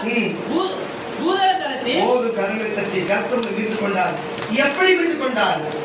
தன் வாயினால் நாவினால் அறிக்கையிட்டு இதை செய்ய மாட்டேன் என்று அவர் பட்சத்தில் போய் நிற்கிறவனை தான் அவர் மீட்டுக் கொண்டார். மேகத்தை போடும் மேகத்தை போடும் உன் பாவத்தை அகற்றிவிட்டு தனக்குள்ளே அவர் உன்னை மீட்டுக் கொண்டார் என்று சொல்லுகிறார். ஒரு வேலை நீ மன்னிப்பு கேட்பான்னு சொன்னார். இந்த வேலையில் நீ மன்னிப்பு கேட்பான்னு சொன்னார். கர்த்தர் உன் மீறுதலை மன்னித்து மீட்டுக் கொள்ள வல்லவராக இருக்கிறார். யாருமே பொறுமை தள்ளி நசுக்கி அவர் கொண்டு போட தேவனுடைய விருப்பம் இல்லை. மன்னித்து அது மீட்கிறார் விரும்புகிறார். கர்த்தரை முற்றலாம். இந்த 2 வசனம் நம்ம சொல்ல. நன்றி ஆவியானவர், நன்றி ஆவியானவர், நன்றி ஆவியானவர். ரோமருக்கு எழுதிய நிருபங்கள். நன்றி ஆவியானவர், நன்றி ஆவியானவர். ரோமருக்கு எழுதிய நிருபங்கள் 5ஆம் அதிகாரம் 14-16 வாசிக்கிறோம். ரோமருக்கு எழுதிய நிருபங்கள் 5ஆம் அதிகாரம் 14-17 முடிச்சலாம். சீக்கிரத்தி. அப்படி இருந்தும் மரணமானது ஆதாம் முதல் மோசே கரங்களை தட்டி ஒரு அலைகளை சொல்லுங்க. என்ன சொல்லுங்க? இன்னைக்கு புதுசா நீ ஒன்னும் வந்து மீறுதலான காரியம் செஞ்சிடல. நான் ஒரு மீறுதல் காரியத்துல நம்ம தகப்பனாகிய ஆதாம் தொடர்ந்து மோசை வரைக்கும் இந்த மீறுதலான காரியம். ஆதாம் ஏவாள் என்ன செய்தாங்க உங்களுக்கு தெரியும். நோவா என்ன செய்தார் உங்களுக்கு தெரியும். ஆபிரகாம் காலத்துல வாழ்ந்தவர் என்ன செய்தார் தெரியும். மோசையோடு இருந்த இஸ்ரவேல் ஜனங்கள் என்ன செய்தார் தெரியும். நீ என்ன செய்தன்னு தெரியும். நான் என்ன செய்யறது தெரியும். நம்ம என்னென்ன செய்யணும் தேவனுக்கு தெரியும். மீறுதலுக்குரிய காரியம் என்ன செய்யணும் தெரியணும். ஒரு பெரிய கரங்களை தட்டி ஒரு கரகோஷங்களை எடுத்துவோம். அப்படி மறுபடியும் மண் திரும்பி தேவன் பட்சத்துக்கு போனா மேகத்தை போல கார் மேகத்தை போல நமக்கு விளக்கி தேவன் நம்மளை மறுபடியும் நம்மளுக்கு சேர்த்துக் கொள்ள வல்லவராய் இருக்கிறாரு. ஹalleluya, ஹalleluya. வாசியப்பட்ட வசனத்தை மரணமானது ஆதாம் முதல் மோசே வரைக்கும் ஆதாமின் மீறுதல் தொடங்கி பாவம் செய்கிறவர்களை அது எல்லாரும் மீறுதல் தானே ஆண்டு கொண்டு இதுவரைக்கும் மீறுதலான காரியம், தீவிரமான காரியம், பெருமையான காரியம், மற்ற மனிதன் மனவேதனை படுகிற காரியம் செய்து கொண்டிருந்ததே அந்த ஆதாம் பின்பு கரங்களை தட்டி ஒரு அல்லேலூயா. அந்த ஆதாமினால் தான் மீறுதல் உண்டானது. ஆனா இந்த புதிய ஆதாம் வந்தாலே, தகப்பன் இல்லாமல் பிறந்த இந்த ஆதாம் வந்தனாலே மீறுதல் எல்லாம் நீதியாய் மாறினது. மீறுதல் எல்லாம் அடங்கினது. மீறுதல் எல்லாமே மாறினது. ஒழுக்கம் வந்தது, கீழ்ப்படிதல் வந்தது, பரிசுத்தம் வந்தது, உத்தமம் வந்தது. வித்தகன் வாசி அந்த ஆதாம் வந்தவருக்கு ஆனாலும் மீறுதலுடைய பலன் கிருபை வரத்தின் பலனுக்கு ஒப்பானது அல்ல. எப்படி ஒருவருடைய மீறுதலினாலே அநேகர் மரித்திருக்க நல்லா புரிஞ்சுக்க. ஒரு ஆதாம் மீறினாலே அநேகர் மரிச்சாங்க. இஸ்ரவேல் ஒருத்தர் மீறினாலே 3 தலைமுறை வரைக்கும் அது பாவம் வந்தது. ஆமானவர் வழியில சொல்லுங்களேன். இங்க வாசி தேவனுடைய கிருபையினாலே இயேசு கிறிஸ்து என்னும் ஒரே மனுஷனுடைய கிருபையினாலே வரும் ஈவு அநேகர் மேல் அதிகமாய் பெருகிச்சு. மேலும் ஒருவர் செய்ததினால் உண்டான தீர்ப்பு தேவன் அருளும் ஈவுக்கு ஒப்பானதல்லே. அந்த தீர்ப்பு ஒரே குற்றத்தின் நிமித்தம் ஆக்கினைக்கு ஏதுவா இருந்தது. கிருபை தேவனால் கொடுக்கப்பட்ட அது இரக்கத்தில் வருகிற கிருபை வரமோ அநேக உலகத்தில் இருக்கிற புறச்சாதிகள் எல்லாருக்கும் சேர்த்து ஒரே வசி குற்றங்களை நீக்கி நீதி விலகும்படிக்கு ஏதுவா இருக்கிறது. அல்லாமலும் ஒருவருடைய மீறுதலின் நிமித்தம் அந்த ஒருவன் மூலமாய் மரணம் ஆட்கொண்டிருக்க கிருபையின் பரிபூரணத்தை நீதியாக ஈவுகிறதை பெறுகிறதையும் இயேசு கிறிஸ்து என்னும் ஒருவராலே ஜீவனை அடைந்து ஆட்கொள்வார்கள் என்பதை அதிக நிச்சயமாமே. எத்தனை வசனம் காரணங்களை தச்சு விட அல்லேலூயா சொல்லுவோம். அப்ப இதுல இருந்து என்ன தெரிகிறது கர்த்தருடைய பிள்ளைகளே, ஒரு ஆதாமினாலே ஒரு இஸ்ரவேலினாலே 3 தலைமுறை பாவத்தை அனுபவிக்க சொன்னா, ஒரு ஆதாமினாலே எல்லாரும் பாவத்தை அனுபவிக்க சொன்னா, மீறுதலினாலே அல்லேலூயா தேவன் நமக்கு கொடுத்த ஒரே ரத்தத்தின் ஈவுனாலே நம்ம மீறுதல் நீங்கி நம்ம சந்ததி வாழிய பரிசுத்தத்துக்குள் வரும். நமக்கு கொடுப்பேன் என்று சொன்ன கானான் எப்படி இஸ்ரவேல் கானான் கொடுத்தது போல நம் காரணம் பரம காணனாகிய நம் பாவ மன்னிப்பு பரலோக நித்திய ஜீவன் கொடுக்கிற பரலோகத்தை தேவன் வைத்திருக்கிறார். அதுக்கு போவதற்கு இந்த இடத்துல வாழும்படிக்கு இங்க மேகஸ்தமும் அக்கிஸ்தமும் இந்த சபைக்குள்ளே தேவன் நம்ம கொடுத்திருக்கிறார். நோவாவின் வேலையை போல நம்ம கொடுத்திருக்கிறார். இது வனாந்தரத்தில் மேகஸ்தம்பத்தை அக்கிஸ்தம்பத்தை இந்த சபையை நம்ம கொடுத்திருக்கிறார். இது வானத்திலிருந்து இருக்கிற மன்னாவை கொடுக்கிறார். நம்ம சுழற்காட்சியை காணிகளை வர செய்கிறார். பாருங்க மண் பாருங்க மாறாவின் தண்ணீர் எல்லாம் மதுரமாய் மாறுகிறது. இது போன்ற காரியங்கள் எத்தனையோ இஸ்ரவேலுக்கு அற்புதம் செய்தது போல நம்ம ஜெபித்த ஜெபத்தை கேட்கிறார், மிருகங்களிலிருந்து மாற்றுகிறார், பாவத்தை மன்னிக்கிறார். நம்ம இனியாகிலும் சபை வார்த்தைகள் சபை சொல்லுகிறதை மீறி நடவாமல், ஊழியக்காரர் தீர்க்கதரிசி சொல்லுகிறதை மீறி நடவாமல், இந்த வேத வசனம் சொல்லுகிறதை மீறி நடவாமல், ஆண்டவராகிய இயேசு கிறிஸ்து சொல்லுகிறதை மீறி நடவாமல், உத்தமம் நீதி ஒழுக்கத்தின்படி நடந்து நம்ம கிறிஸ்தவன் என்று சொன்னால் நம்ம கரெக்டா நடப்போம். ஊழியக்காரன் சொன்னார் கரெக்டா நடப்போம். அல்லேலூயா. இதுவரையும் இயேசு கிறிஸ்து தெரியாதுன்னு சொன்னார். இனிமேல் நீயாச்சு கீழ்படுத்தி நடந்து கர்த்தருடைய பிள்ளைகள் டிவியில பார்க்கிற நீங்களும் கொஞ்சம் கீழ்படி நம்ம வாழ்க்கை நல்லா இருக்கும், சந்தோஷம். யாரு பொருளாதார சோதிக்கிற தேவன், எல்லாருக்கும் மன்னிக்கிற தேவன், எல்லாரும் மனதிருக்கிற தேவன். அல்லேலூயா. கூட இருக்கிறவனுக்கு ஒன்றும் தெரியாது. அல்லேலூயா. படைவான். ஆனால் வருகிறவருடைய தேவன் யார் வந்து மன்னித்து ஏற்றுக்கிற தேவனாக இருக்கிறார். அந்த குணம் எல்லாருக்கும் இருக்க வேண்டும். தயவு செய்து புரிந்து எல்லாருக்கும் மீறி நடவாமல் கீழ்படி நடந்து கர்த்தருடைய பிள்ளைகள். ஆகையால் ஒரே மீறுதலினாலே எல்லா மனுஷருக்கும் ஆக்கினைக்கு ஏதுவான தீர்ப்பு உண்டானது போல ஒரே நீதியினாலே எல்லா மனுஷருக்கும் ஜீவனை அளிக்கும் நீதிக்கு ஏதுவான தீர்ப்பு உண்டாயிற்று. அன்றியும் ஒரே மனுஷனுடைய கீழ்ப்படியாமையினாலே உலகம் முழுவதும் பாவமாக்கப்பட்டு போனது. ஒருவருடைய கீழ்ப்படிதலினாலே இயேசு கிறிஸ்துவினாலே அநேகர் நீதிமான்களாக்கப்பட்டிருக்கிறோம். மேலும் மீறுதல் பெருகும்படிக்கு நியாயப்பிரமாணம் வந்தது. கை தட்டி வரவேற்கிறது. மீறுதல் பெருகுதல் நியாயப்பிரமாணம் வந்தது. அதுதான் இன்னைக்கு வச்சு ஊத்தி கிடக்குறாங்க அங்க சபையில. வேற வசனம் சொல்லுது மீறுதல் செய்யக்கூடாதுன்னு வருது. மீறுதல் வருது நியாயப்பிரமாணத்துக்கு தான். அதை விட்டுட்டு புதிய ஏற்பாடுகள் ஆயா மத்தேயு மார்க்கு யோவானு கிறிஸ்தவன் சொல்றான், கிறிஸ்து போதனைகளை ஏற்றுகிறான். அப்ப யாயா பழைய ஏற்பாடு வசனம் வச்சு சாவடிக்கிற புதிய ஏற்பாடு இயேசு பேசுற வசனத்தில் இல்லாத விஷயமா, அவர் பேசுற வசனத்தில் அது சரக்கா, அவர் பேசுற வசனத்தில் அது வல்லமையா? புரிகிறதா இல்லையா? மனுஷகுமார் என் பாருங்க அவர் சொல்லுகிறாரு, என் வார்த்தை வசனத்தை கேட்டு நடக்கிறது தான் ரட்சிக்கப்படுவான். அல்லேலூயா. என் வார்த்தை வசனமே கடைசி நாளிலே நியாய தீர்ப்பு. மத்தேயு மார்க்கு யோவான் எழுதப்பட்ட வசனம் அது வந்து நியாய தீர்ப்பு. பழைய வசனம் நியாய தீர்க்காது. வாசிங்க. மேலும் மீறுதல் பெருகும்படிக்கு நியாயப்பிரமாணம் வந்தது. அப்படி இருந்தோம் பாவம் பெருகினது என்பதை கிருபை அதிகமாய் பெருகிற்று. கிருபையும் அது கூடவே அதிகமாய் பெருகிற்று. ஆதலால் பாவம் மரணத்துக்கு ஏதுவாக ஆட்கொண்டது போல கிருபையானது நம்முடைய கர்த்தராகிய இயேசு கிறிஸ்துவின் மூலமாய் நீதியினாலே ஜீவனுக்கு ஏதுவாக ஆட்கொண்டது. கரங்களை தட்டி புரியுதா? உனக்கு நித்திய ஜீவன் கொடுக்கும்படிக்கு, உன் மீறுதல் இல்லாமல் பரிசுத்தமாக இருக்கும்படிக்கு தேவனுடைய அவருடைய கிருபையின் நித்திய ஜீவன் நம்மை ஆட்கொண்டு இருக்கிறது. கர்த்தருடைய இன்னும் ஒரே ஒரு வசனம் தான் வாசிச்சு முடிச்சிருந்தான். அல்லேலூயா. நன்றி ஆகியானது. ரெண்டு யோவான், அது ஒரே ஒரு ஸ்பேஸ் தான் இருக்கும். 2 யோவான் 9ஆம் வசனத்தை வாசி, 9-13 வாசி, ஒரே ஒரு பேஜ் தான் இருக்கும். 2 யோவான் 1ஆம் அதிகாரம் 9-13 வரை வாசி முடிச்சிடலாம். கிறிஸ்து இவ்வளவு நேரமா நான் சொன்னேன். இது வரைக்கும் சகோதரி கொஞ்சம் எல்லாம் கவனிங்க எல்லாரும். இதுக்கு முன்னாடி இந்த வசனத்தை இதே சபையில ஒரு 4 வருஷம் நான் கொடுத்துருக்கேன். அது முதல் பாகமாக இருக்கும். என்னுடைய நம்பிக்கையின் பிரகாரம் நான் சொல்லுவேன். இதுக்கு முன்னாடி நாங்கள் வேற எங்கேயும் கேள்விப்பட்டதும் இல்லை. நீங்கள் கேள்விப்பட்டு ஒரு ஏற்கனவே இந்த சபையோ யூடியூப்ல யூடியூப் பார்ப்பீங்க. யூடியூப்ல கேள்விப்பட்ட ஒரு அலையில சொல்லுங்க. இல்ல இனிமேல கேள்விப்பட மாட்டீங்க. நம்ம சபையில மட்டும் இனிமே எப்படி நம்ம கேள்விப்பட்டோம்? நீங்க போய் இத மத்தவங்களுக்கு உபதேசம் பண்ணுங்க. ஏன்னா நம்ம உங்களுக்கு எழுதி வச்சிருப்பீங்க, படிச்சீங்கல்ல. ஆமாம் சொல்ல. அப்போ இந்த உபதேசத்தை கொடுக்காதவன் கிட்ட நீ போகவும் கூடாது, அவங்க கிட்ட சேர்க்க கூடாதுன்றாரு. பரவாயில்லையா? பரவாயில்ல ஒரு அலையில சொல்ல.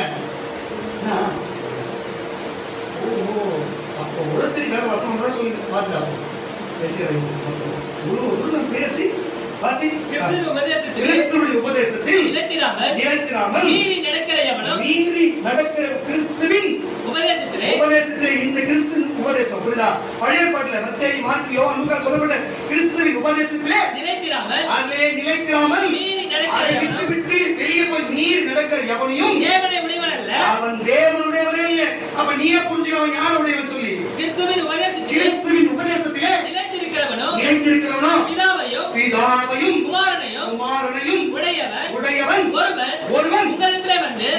வந்து இந்த உபதேசத்தை இந்த இவ்வளவு நேரமா பேசின இந்த உபதேசத்தை கொண்டு வராமல் இருந்தால் உங்களிடத்தில் கொண்டு வராமல் இருந்தால் அவனை உங்கள் வீட்டில் ஏற்றுக்கொள்ளாமலும்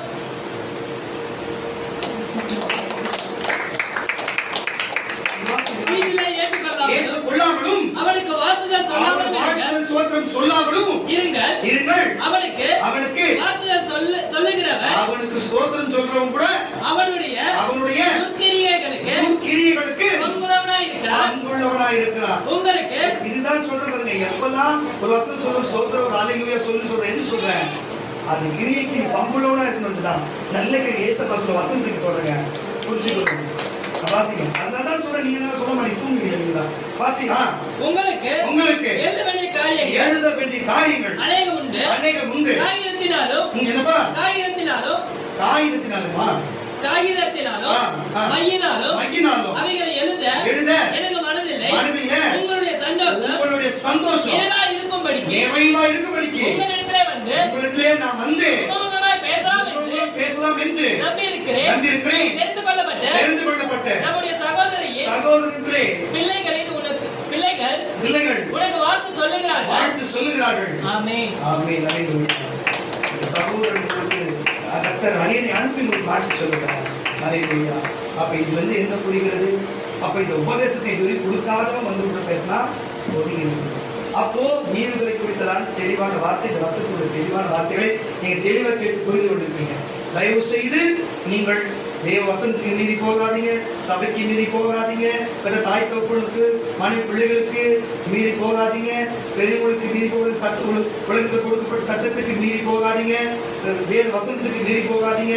எல்லாமே தேவனுடைய வசனத்தை வார்த்தை கேட்டு அதன்படி உத்தமமா நடங்க, அதன்படி வாழுங்க. நியாயப்பிரமாணத்தின்படி அல்ல, தேவனுடைய புதுப்படி வாழுங்க, கீழ்ப்படிந்து நடங்க. எல்லாத்துக்கும் கொஞ்சத்தில் முன்னும் நேற்று அதிகாரியை வைக்கிறதுக்கு வைப்பார். தேவன் உயிர்களை கலைத்து போட்டு உங்களை நித்திய ஜீவனை பரிசுத்த பாவமளிப்பு பரவலை நித்திய ஜீவனை கொடுத்து உங்களை ஆஸ்வதிக்க வல்லவராக இருக்கிறார்கள். விசுவாசிக்கிறவர்களெல்லாம் எழுந்திருக்கிறார். விசுவாசிக்கிறவர்களெல்லாம் நான் நீர்களில் நீங்கி போக